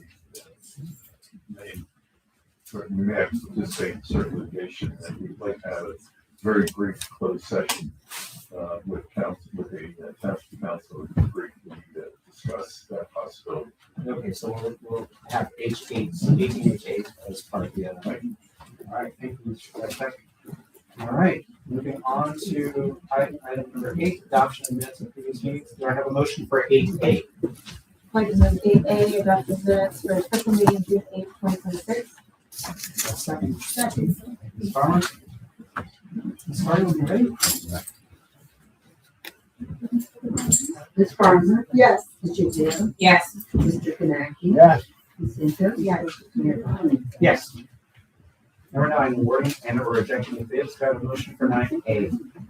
Item number 9A, authorizing awarding of bid to Master Building Design for rehabilitation to perform 57 Myrtle Avenue. Second. Second. This is a part of our affordable housing rehabilitation program, and the amount for the bid is $24,735. Thank you. Any questions from council? Seeing none, any questions from the public? Seeing none. Ms. Farmer? Yes. Mr. Gill? Yes. Mr. Kanaki? Yes. Ms. Cinto? Yes. Mayor Bonney? Yes. There's a motion for 9B. Item number 9B, authorizing awarding of bid to Sylvia Nadelsky Painting and Remodeling to perform rehabilitation at 718 Putnam Avenue. Second. Second. Again, this is for a rehabilitation program. The amount of the bid is $25,100 to Sylvia Nadelku and Remodeling. Thank you. Any questions from council? Any questions from the public? Seeing none. Ms. Clark? Ms. Farmer? Yes. Mr. Gill? Yes. Mr. Kanaki? Yes. Ms. Cinto? Yes. Mayor Bonney? Yes. Do I have a motion for 9C? Item number 9C, authorizing awarding of bid to Sylvia Nadelky Painting and Remodeling to perform rehabilitation at 293 Fountain Lane. Second. Second. Again, this is for a rehabilitation program. The total amount is $12,500. Thank you. Any questions from council? Seeing none. Any questions from the public? Seeing none. Ms. Clark? Ms. Farmer? Yes. Mr. Gill? Yes. Mr. Kanaki? Yes. Ms. Cinto? Yes. Mayor Bonney? Yes. Do I have a motion for 9C? Item number 9D, authorizing awarding a bid to Unlimited Builders Construction to perform rehabilitation at 34 Slag Avenue. Do I have a second? Second. Mr. Nowinski? This is for a rehab program. $29,860 is the amount. Thank you. Any questions from council? Questions from the public? Seeing none. Ms. Clark? Ms. Farmer? Yes. Mr. Gill? Yes. Mr. Kanaki? Yes. Ms. Cinto? Yes. Mayor Bonney? Yes. Do I have a motion for 9E? Item number 9E, authorizing awarding of bid 26-05, 2026 Aldrich Park pedestrian improvements to TC Landscape Construction Group, Inc. There is second, Mr. Yes. Thank you. Mr. Nowinski? This project arises out of a grant that we received from the state of New Jersey, and we have bid out the job, and we received an acceptable bid. And the amount is $318,465.50. Again, this is for using grant funding. Any questions from council? Any questions from the public? And this is this is for the perimeter or the deluge part? What about it? Making one? Yes. Yep. Thank you. Any questions from the public? Seeing none. Ms. Clark? Ms. Farmer? Oh, sorry. Oh, my God. I just want to say, growing up and having played in that park, I'm very excited to see what will become of it with this new grant. It's going to open it up for more people to use access to anybody that wants to use it and enjoy it, it's going to be there. I think it's really important for them. Yeah, I agree. Help the people. So, that would be a yes. Ms. Chiglia? Yes. Mr. Kaneki? Yes. Ms. Santos? Yes. Mayor Bobby? Yes. Do I have a motion for 9F? Item 9F, authorizing awarding of bid 26-12, 2025 NVDOT Trust Fund Improvement, Brunswick Pike Pedestrian Safety to Earl Asphalt Company. Do I have a second? Second. Mr. Malinsky? Yeah, this is for another phase to the improvement of the Brunswick Pike streetscape. And this involves improvements relating to increasing pedestrian street safety in the area. Any questions? Seeing none, any questions from the board? Ms. Coates? Ms. Farmer? Oh, no. Sorry. We have public participation. I'll sign in after I ask my question. Sylvia Cobus. So, if I could, have more details about, what improvements to pedestrian safety, since it's a very interesting topic for me, because I live there. Yeah, I don't have more to share with you tonight, but if you were to email me, I will provide you with a copy of the contract. Okay. Okay. I believe it's, and correct me if I'm wrong, Mr. Malinsky, but I believe it's some flashing signals and some other pieces. I just don't want to say anything, but I don't want to say anything that's not accurate. So it's all things related to pedestrian safety. So I'm not sure. All right, thank you. Why are you voting on it? Because it's a contract and we have to vote on the We don't know. But if you don't know what it is, I'll say, okay. We can talk, discuss that afterwards. Thank you. Send me an email, please. You don't answer them. You know, You don't answer emails. I answered email. Okay. Ms. Farmer? Yes. Ms. Chiglia? Yes. Mr. Kaneki? Yes. Ms. Santos? Yes. Mayor Bobby? Yes. I will say that I would appreciate not hearing comments from the audience from the seated position when we're doing this work for the township. Thank you. Number 10, introduction of ordinances. Do I have a motion for 10A? I'd like to move 10A So or. I'm sorry to interrupt, but attached to the agenda is a complete list that you all have received and reviewed that details 24 items that are involved in this project. So they are available, and I'll be able to share that with you directly. But I could go over them right now if you wanted to. No, for clarity, Ms. Carter, once we pass a bid, that's all public record, correct? Yes, it should be back. And so if it's passed, it's something that it's easily obtainable from the clerk's office. So it Yes, should, I'll get it. Mr. Mayor, Yes, Mr. really should follow up with requests for any Understood. municipal documents. But it's not being done in the darkness, it's not unavailable. All right, 10A, introduction of ordinance. Do I have a motion for 10A? I'd like to move 10A, ordinance number 2520-26, ordinance amending ordinance 2449-23 by the Township of Lawrence, County of Mercer, State of New Jersey, in order to revise the description of the improvement therein, improvements to municipal buildings, town hall, employee grade, and renovation. Do I have a second? Second. Mr. Kalinsky? Yeah, this is not an expenditure of new funds. This is a redirection to encumber funds to address the break room downstairs that I think has never been improved and is not being used currently. We have employees that are cooking in individual offices and just not being able to congregate together in an area. And this has been a long-standing situation, and we wanted to address it this time. Okay. Ms. Carter? Ms. Farmer? Yes. Ms. Chiglia? Yes. Mr. Kaneki? Yes. Ms. Santos? Yes. Mayor Bobby? Yes. Do I have a motion for 10B? 10B, ordinance number 2521-26, bond ordinance amending bond ordinance 2211-15 by the Township of Lawrence, County of Mercer, State of New Jersey, in order to revise the description of the improvement herein, various park and recreation facility improvements to include LED field lights retrofit. Do I have a second? Mr. Renee? Second. Thank you. Mr. Nowinski? Yeah, this just relates to directing funds to retrofit lighting throughout all of our parks to make it more sustainable and efficient. Thank you. Ms. Carter? Ms. Farmer? Yes. Ms. Giglio? Yes. Mr. Connect? Yes. Ms. Sanchez? Yes. Mayor Roberts? Yes. Now we move on to 11, adoption of ordinances. Do I have a motion for 11A? Let's move 11A, ordinance number 2519-26, an ordinance authorizing the acquisition of certain real property on Landover Road for open space purposes. Do I have a second? Yes. We want this one. Mr. Nowinski.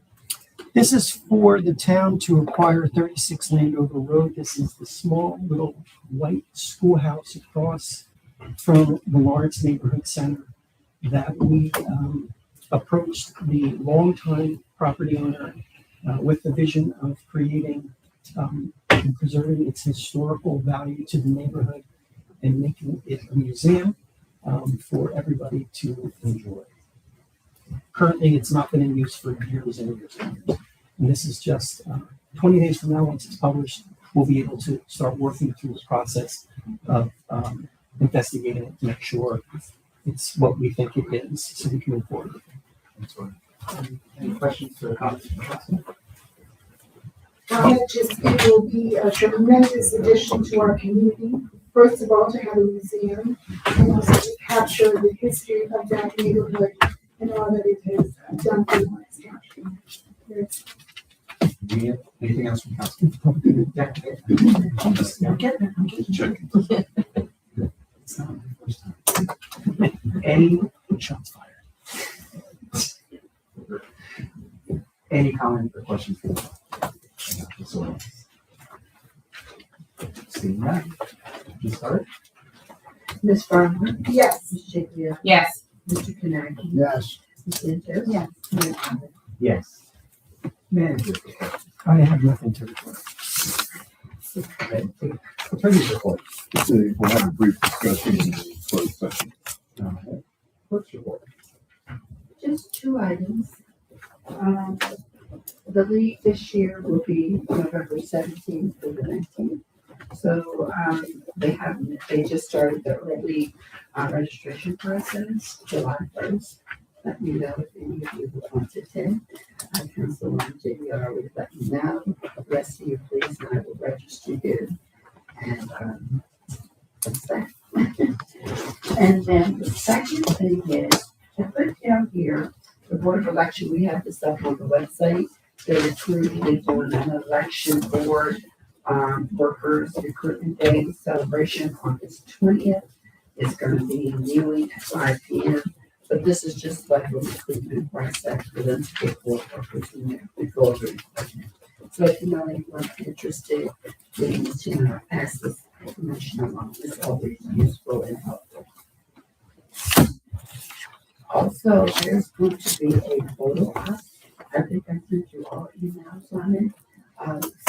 Please let me know which day that you can attend so that I can identify you for the senior event. Okay. Thank you. Thank you. Any unfinished business? New business, old business. I know I had in the past discussed my desire to revisit boards and committees. So let me know how your feelings are functioning, whether you need to change parts of the ordinance to allow you to have more members, less members, change the name in some cases. Just let me know. I'd love to get that done by sort of September, so we can start the process and be ready for when we start to start with that call for new members for committees. And then we'll have the Arts Commission, right? So that's one already. So. And Mr. Sypek, just so you know, I'll tell you publicly and out there, I will be sending you an email so that we can understand as council what are the legally required boards and committees. I'm sure we need to have a planning board and a zoning board, but there are probably others that I'm unfamiliar with that we need to keep hold of. And so I think that would be helpful for us if we can discuss this. I'll move on to public participation, 3-minute limitation for speakers.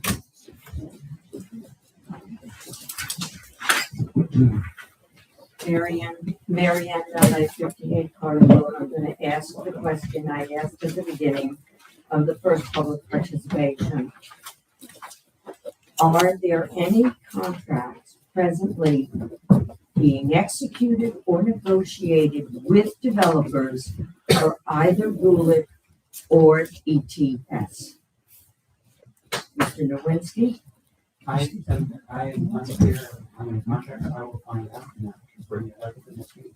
I understand that there are development contracts with developers for both properties moving ahead without regard to what's transpiring here in these meetings, that we're hoping you're listening, but we don't feel that you are.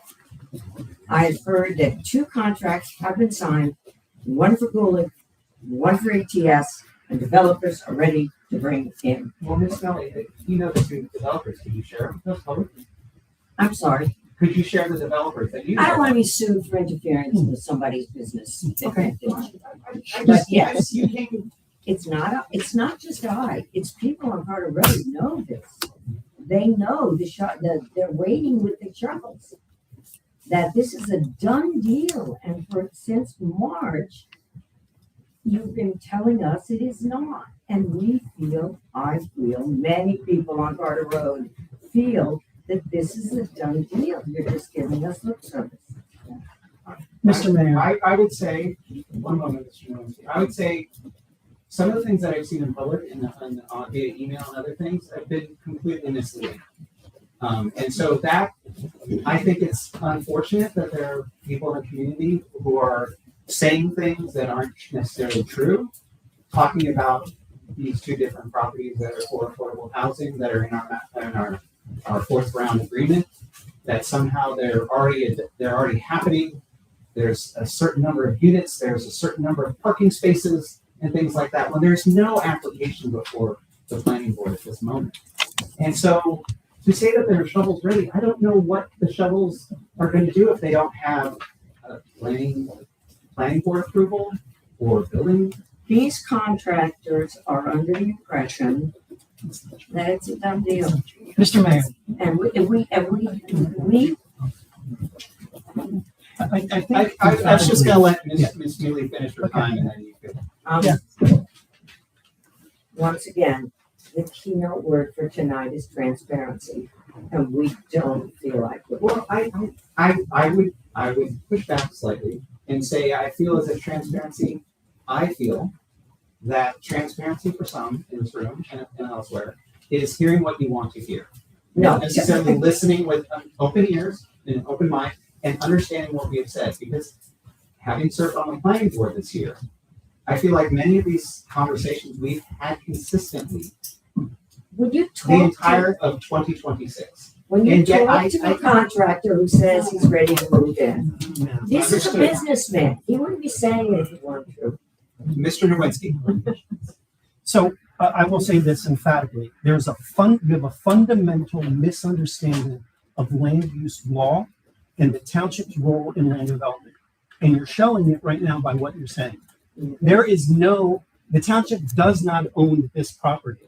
There is no development contract for the township to execute for the town to develop or the developer to develop on that land. There has been no land use application presented to the planning board or the zoning board. And once that is done, if it's done, and once it's done, the planning board will have the full scope of hearing whether or not the traffic is going to be negatively impacted, the environment is going to be negatively impacted, whether it's too dense for what they are proposing. All of those things are subject to a public hearing down the road in front of the planning board with open transparency to everyone. So I will tell you emphatically, the township has not executed any document whatsoever directly with the developer relating to them going with plows and going onto the property. Our planner has said in open public, right there where you're standing, that we entered into a settlement agreement mediated by a superior court judge regarding this particular property. That's the executed agreement. It's a settlement agreement for it. It's not for shovels to go into ground. I don't know where you're getting that from, but that's not the case. But it does present a poor picture of everyone here, and I think that's your goal, and I'm offended by it. I think you have a fundamental Thank misunderstanding you. about transparency. And if Order, business order, people order. are saying Ms. Melly, they got a order, deal cut, order. We're done. they probably We're done, have Ms. a Melly. deal cut. They Thank you. probably have a deal Thank you. cut.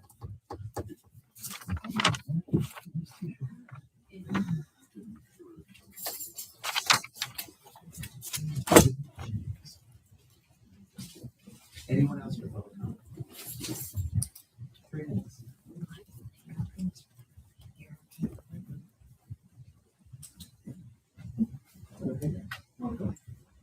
I'm new to all of this. Sorry, I lost my goal, but And I'm welcome. listening. So, what I don't know is if there's a property that's been allowed to deteriorate, we've arrived at this junction where maybe it needs to get fixed. But then I keep hearing that there's a certain amount of units that are gonna go onto this property. Is that number that's being thrown around, was that something that's been approved, or, that's what I'm just trying to So, understand. first, state your name for the record. Oh, I'm sorry, Vince. Evans. Thank you, Mr. Evans. Yes, part of our fourth round housing obligation, as the planner had mentioned. Yeah, that was hard to hear. Not a problem, so I'll try to speak up as well. We had a certain obligation, we had taken what's called a base land adjustment, where. Right, so the doesn't township have has an obligation to create so many units. Units that are realistically developable. Right. And again, And is that, is and this, so when a property owner says, "Hey, I'd love to help you with your affordable housing obligation," that's when the settlement agreement comes into play. The planner works with that property owner and comes up with and so. okay, so there is some plan. Yes. Okay. Okay. Okay. Well, so- There's no approved plan to build anything. No, but there's the There beginning. is a settlement agreement in the Superior Court of New Jersey indicating a certain number of units with regards to that property and a certain number of affordable housing units, but there's no applications. And what Mr. Nowinski said is completely correct. They have to go through the tenets of the municipal land use law. They have to meet all those criteria, lighting, drainage, density, everything. And so we're far from any approvals with regard to building any units there. And this has been going on for months. There were 2 public hearings at the planning board level with regard to this, and there'll be, I'm sure, numerous other public hearings at the planning board once an application has been filed. And as the township attorney, I review a lot of documents, and I'm aware of what's happening in the township as best I can. And I've been doing this a while, 52 years. Any alleged contracts or anything involving these properties, I would hear something negative. Nothing has crossed my desk. And if anyone is out there indicating that there are contracts with some developer, and Mr. Nowinski made a good point, we don't own this land. Township doesn't own this land. I think that is absolutely false. Sure. But there's a sort of determination made that if they were going to go forward with something and get all the approval and go through on that there is the possibility that this may can go on. I would say, Mr. Evans, if you go to the township website, Mhm. pwp.com, go to the engineering page, and on there, there's both the initial fourth round obligation sort of report that the planner provided, as well as the addendum that includes the Lawrenceville property as well as EPS and a few others. Is this parcel, this block of housing that may happen or may not, is that the amount that will fulfill the obligation? It's a portion of it. So that's why I say, okay. Take a read at that. That'll get you. It's a complicated process, Mr. Evans, and we just can't look at, one site. The entire township has to be reviewed, and this is, the mayor's correct. It's part of an overall plan that will hopefully satisfy. Am I right in assuming that we're chasing a deadline? We're always chasing a deadline. Thank you. Thank you. Can I ask one question? Come on up, state your name for the record. Catherine Frenner. Can we get a copy of the settlement agreement? I would like to see what the town agreed to. The public record, yeah. Is that a public record? Where is that located? Contact the clerk's office. Contact the clerk. It's the public record. Get it from the clerk's office? Yeah. You can get it from us, but I'm pretty sure it's on the website. I think it is on the website. Yeah, It's on the website. It's on the engineering page when you go on. Engineering? Okay, I'll look. Thank you. It's there. Thank you. Anyone else for public comment? Before I close public comment?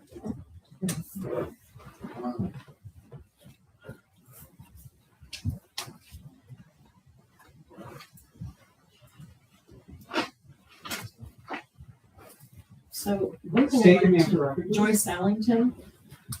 I'd like to know, since I've asked questions before, but everything was told to me that it's theoretical, you can't really give me an answer. So once they do, these developers sign over, or they decide that, yes, we are going to go forth, how long do we have before they start to do any type of what is it, the land, the traffic, environmental studies?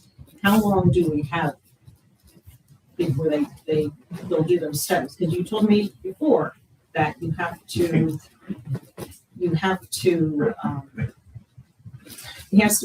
have to make the deal with the developer, basically, right?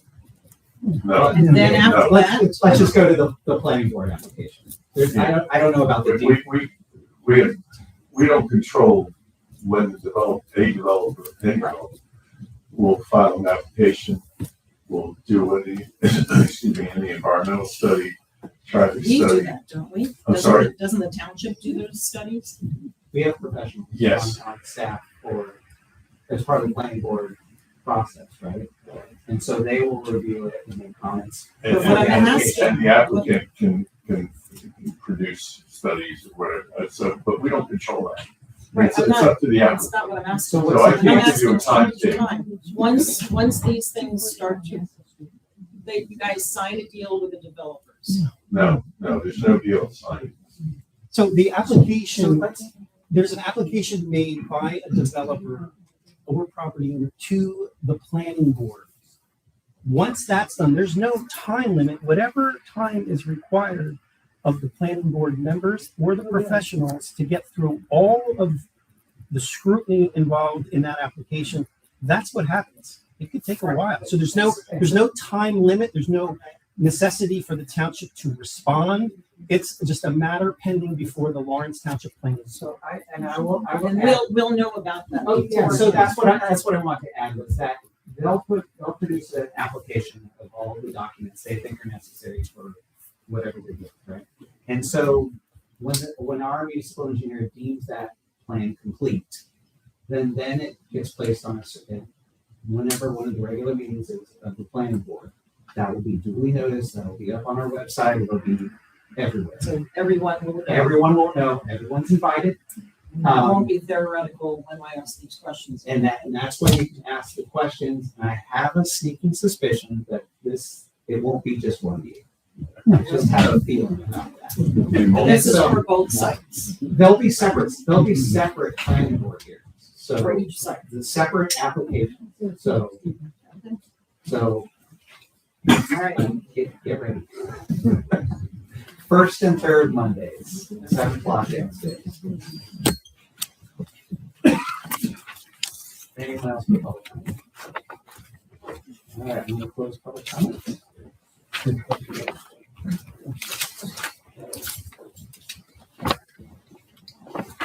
We'll move on to resolution that we are going to read separately, 18H5.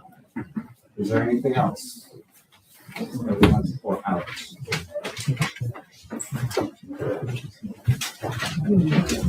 I don't see anything. Sorry.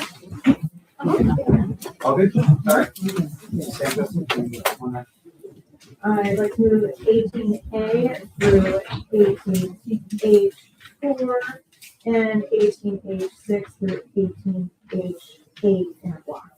Got a second? Second. Thank you, Mr. Knapp. Ms. Carter? Ms. Farmer? Yes. Ms. Ziegler? Yes. Mr. Knapp? Yes. Ms. Santos? Yes. Mayor Roberts? Yes. Do I have a motion for 18H5? I'd like to move 18H5, Please read it. authorizing a resolution designating certain real property located at 3641 Lawrence Road as a non-combination redevelopment area pursuant to local redevelopment and housing law NJ 40A, colon, 12A-1, as sequence and directing the preparation of a redevelopment plan. Got a second? Second. Thank you, Mr. Knapp. Yeah, this is debate time, so we're going old school. Ms. Farmer?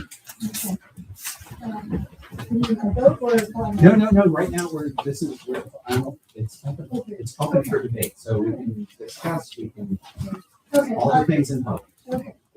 A very small crowd. Yeah, unfortunately, but for the record, I just want to state that I was listening very clearly to the comments that were made. Words such as urbanizing, these people, draining resources, bleeding our neighborhood, schools, police department, subsidized housing projects, municipal projects, not feeling safe jogging in my neighborhood because of the people. I take tremendous, it pains me to hear these words coming from residents in my community. I have lived here, like many of you that have spoken tonight, over 50 years. I'm a fourth generation Lawrence Township resident. I take great pride in my community. The beauty of all that is Lawrence Township. I believe that, like many of you know, we have a national crisis for affordable housing. And I believe strongly that our teachers, our firefighters, our police, our professionals, our young college students, like the gentleman, 20 years old, who is here today from the Junior Historic Society, deserve a place to live here in Lawrence. They deserve also to have an opportunity to live in this working college neighborhood. It pains me to lose a historic home like the Gourd House, but I also realize 30 years have passed and no one did enough to save that house. And I'm hopeful that maybe going forward we can find a way so that we don't have a situation like what happened with the Gourd House, where we allow an owner to rent a historic home in our community because of opportunity. I would hope that more of us would be in a position to do more. Having served 2 years recently on the planning board, I am very much aware of our responsibility as a council of what we are required to do legislatively by the state. We are mandated. It is not that we get to pick and choose where affordable housing happens in Lawrence Township. As a matter of fact, it's happening all over Lawrence Township. not only in this particular community. So I'm very proud of the work that we have done as a planning board, as the council, and that we will continue to stand up for all the residents in Lawrence Township. Thank you.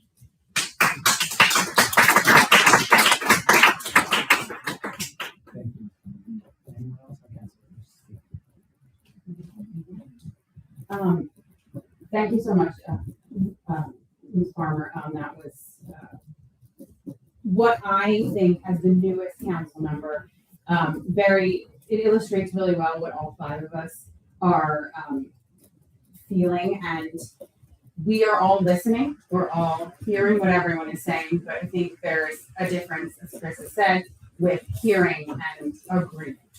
A lot of the things that were said tonight were offensive. I would as the newest member, I really lean on our professionals, and I think what was said about our planner was completely inappropriate. And I wish I got to say before she left how awful that was to accuse her of something with no basis in fact.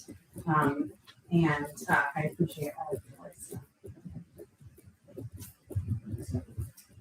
Just real quick, Councilman Farmers, right? We have a crisis, a housing crisis, affordable or otherwise. People deserve a place to live in your bucolic neighborhoods, in the not so bucolic neighborhoods. We all deserve a place to live. I fully support this for my generation, for generations to come. I don't want to say much else because I'm speaking with a lot of big emotions after what I heard this evening, but yes, everybody deserves a place to live in our community.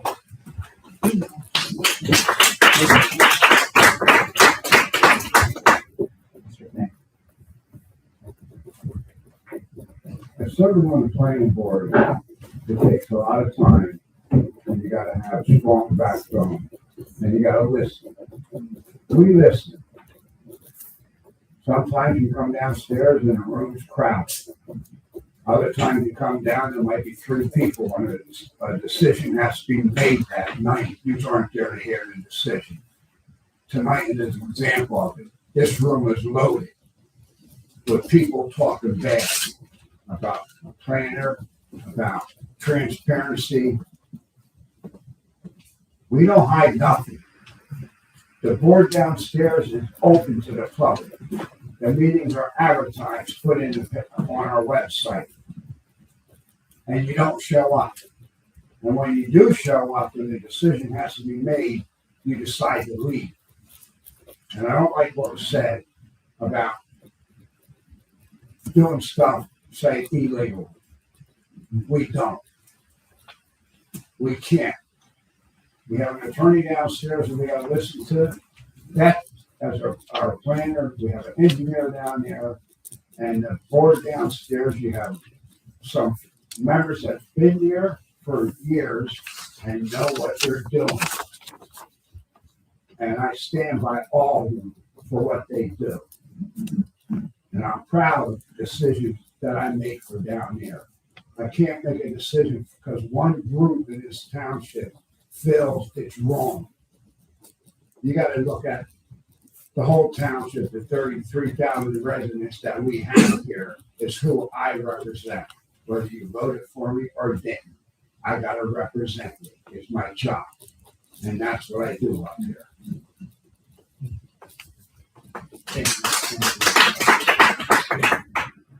I'll end with, tonight, some of the words that were said were disgusting, offensive to me, showed a real lack of understanding about Lawrence Township.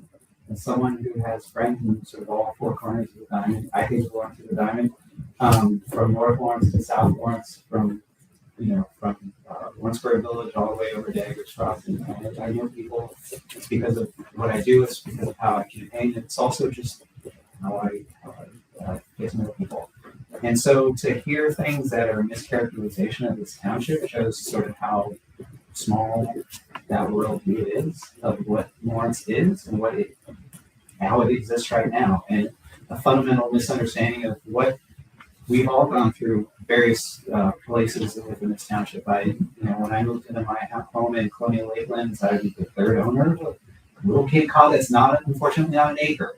But I heard stories about how that was potato farms back in the day, back in the 50s. There's numerous occasions where progress has happened.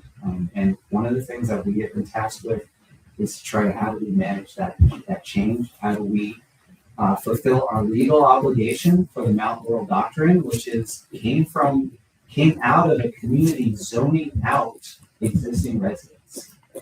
And so it was exclusionary zoning. And so one of the things that's hard for people to understand, without getting into the weeds, is that some of the things that we're doing, it's not about a deal has been struck. It's about changing our zoning to make it inclusionary, to allow for the realistic development of affordable housing units.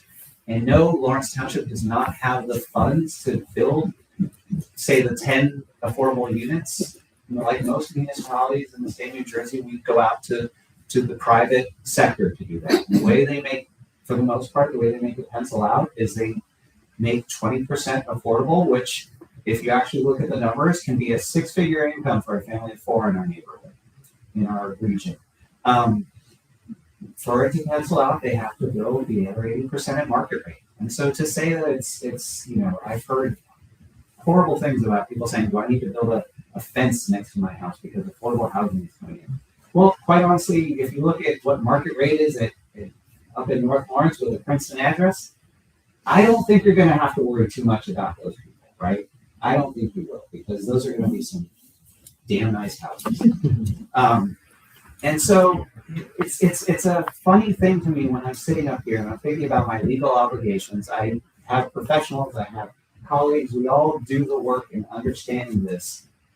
And people are saying, you know what? Ignore it all, because I don't want it in my backyard. Just ignore it. Ignore the Mount Laurel Doctrine. After 50 years, after 2 settlements at the Supreme Court level, ignore it. And coming up with all kinds of things. And just as a reminder, I kind of tried to do a quick count of the seats in here.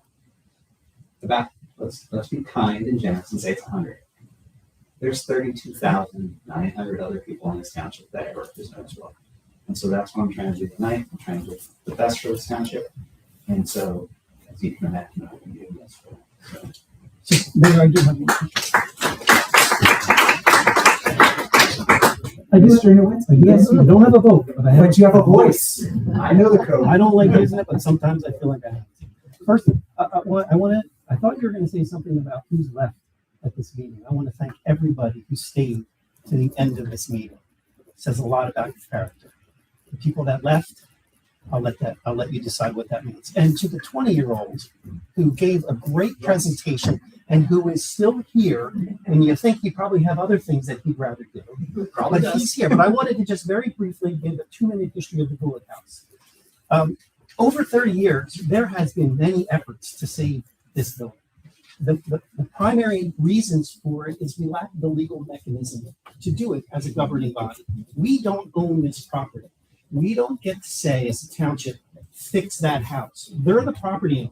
We get to say it when somebody says we want to live in that house or we want to rent that house. That means occupancy, and that means inspections, and that means us saying no one is living at that house until this, and this is done. That's where our enforcement powers come into play. We don't have any authority to compel a property owner to fix a property that he doesn't want fixed. That's just how it is. And all of us, I think, would agree, we would love that house to be saved.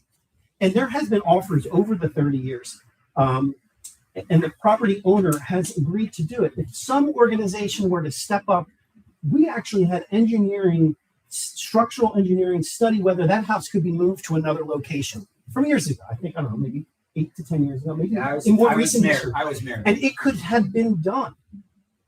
And no one steps up. Whenever over 30 years, people come forward when these issues happen, not when it's silent out there. So I don't know what the status is right now, whether it could be moved. I mean, there's more deterioration. There was the planning board deeply considered how to save that Gulick House. And a lot of it had to do with the equations of, if we save it, how much more density is going to happen if we decide to save it. And that's an equation that the planning board members, had to deal with in reaching this conclusion. So all of us, I know, would love to see the house preserved, but it is not a historic house. And if it became a historic house, then we would have had the teeth to say, it's a historic house. You need to do something about it, because we've seen other property owners with historic houses on Princeton Pike taking care of their properties. It's got the plaque on it, and they're closely monitored to make sure it is able to be used for occupancy and preserved for historic value. So I just want everyone to know the Gulick House was on our mind throughout this entire process. It's been on our mind. If someone stepped up or a foundation stepped up to do it, great. But it's, I think, just improper for a municipal government and local taxpayers to fund the multi-million dollars it would take to improve or bring that house back to life for a property that we don't own. That doesn't make any sense or respect for local taxpayers. So that's what I wanted to put on the record. Anyone else? Council? Before I call the vote? Close debate.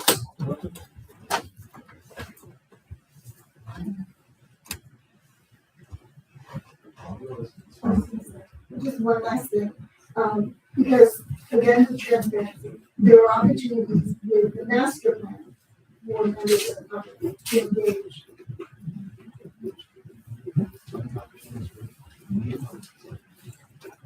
Anyone else? Ms. Palmer? Yes. Ms. Jiglia? Yes. Mr. Konecki? Yes. Ms. Sanchez? Yes. Mayor Bob? Yes.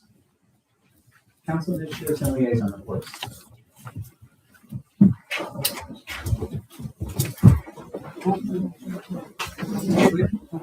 All right. We didn't have any heat, so that's why everyone's looking at each other. But I just wanted to do some thank you. Yeah, no, the summer there's no heat. I wanted to thank the Recreation Department and the Recreation Advisory Committee for another successful fireworks event. It was wonderful as always. And I also wanted to highlight a recreation program, and I think it's one of the best programs our town offers. Safety Town was held again this year. It is the 50th year of the program. It's a program held for incoming kindergartners to learn about safety in a welcoming and fun environment.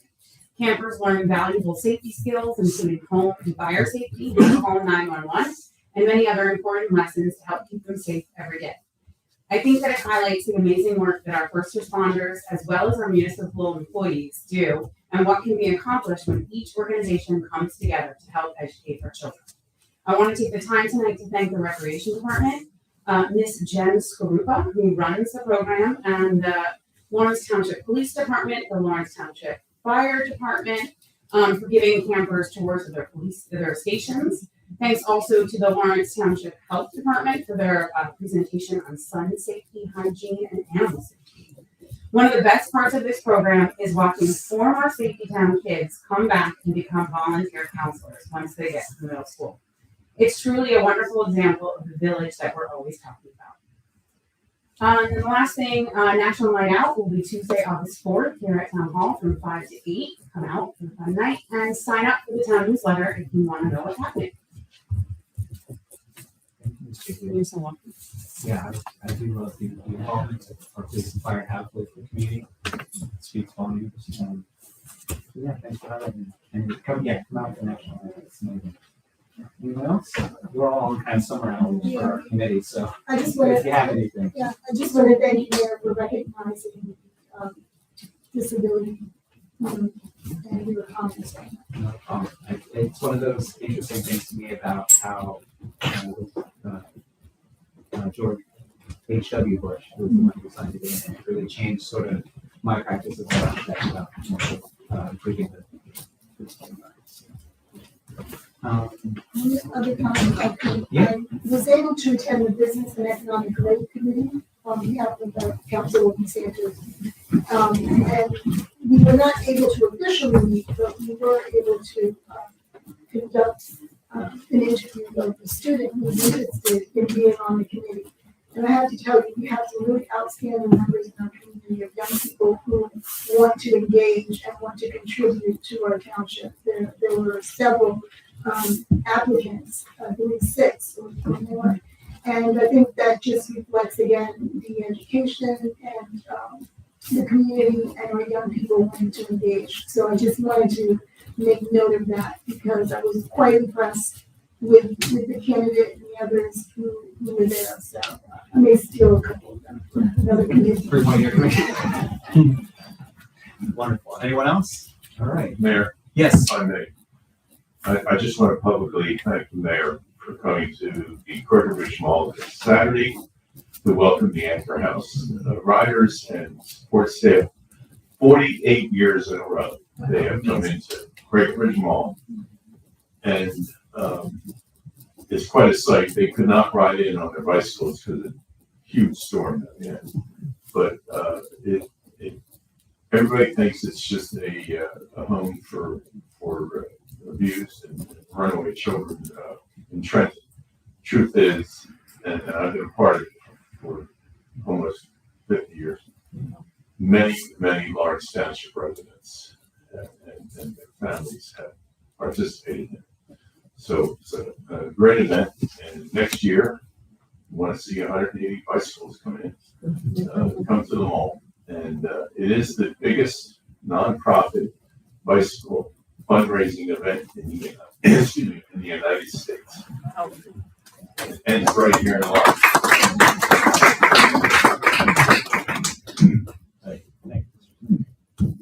We have communication. Let's go into executive session. Second. Thank you all. Yeah.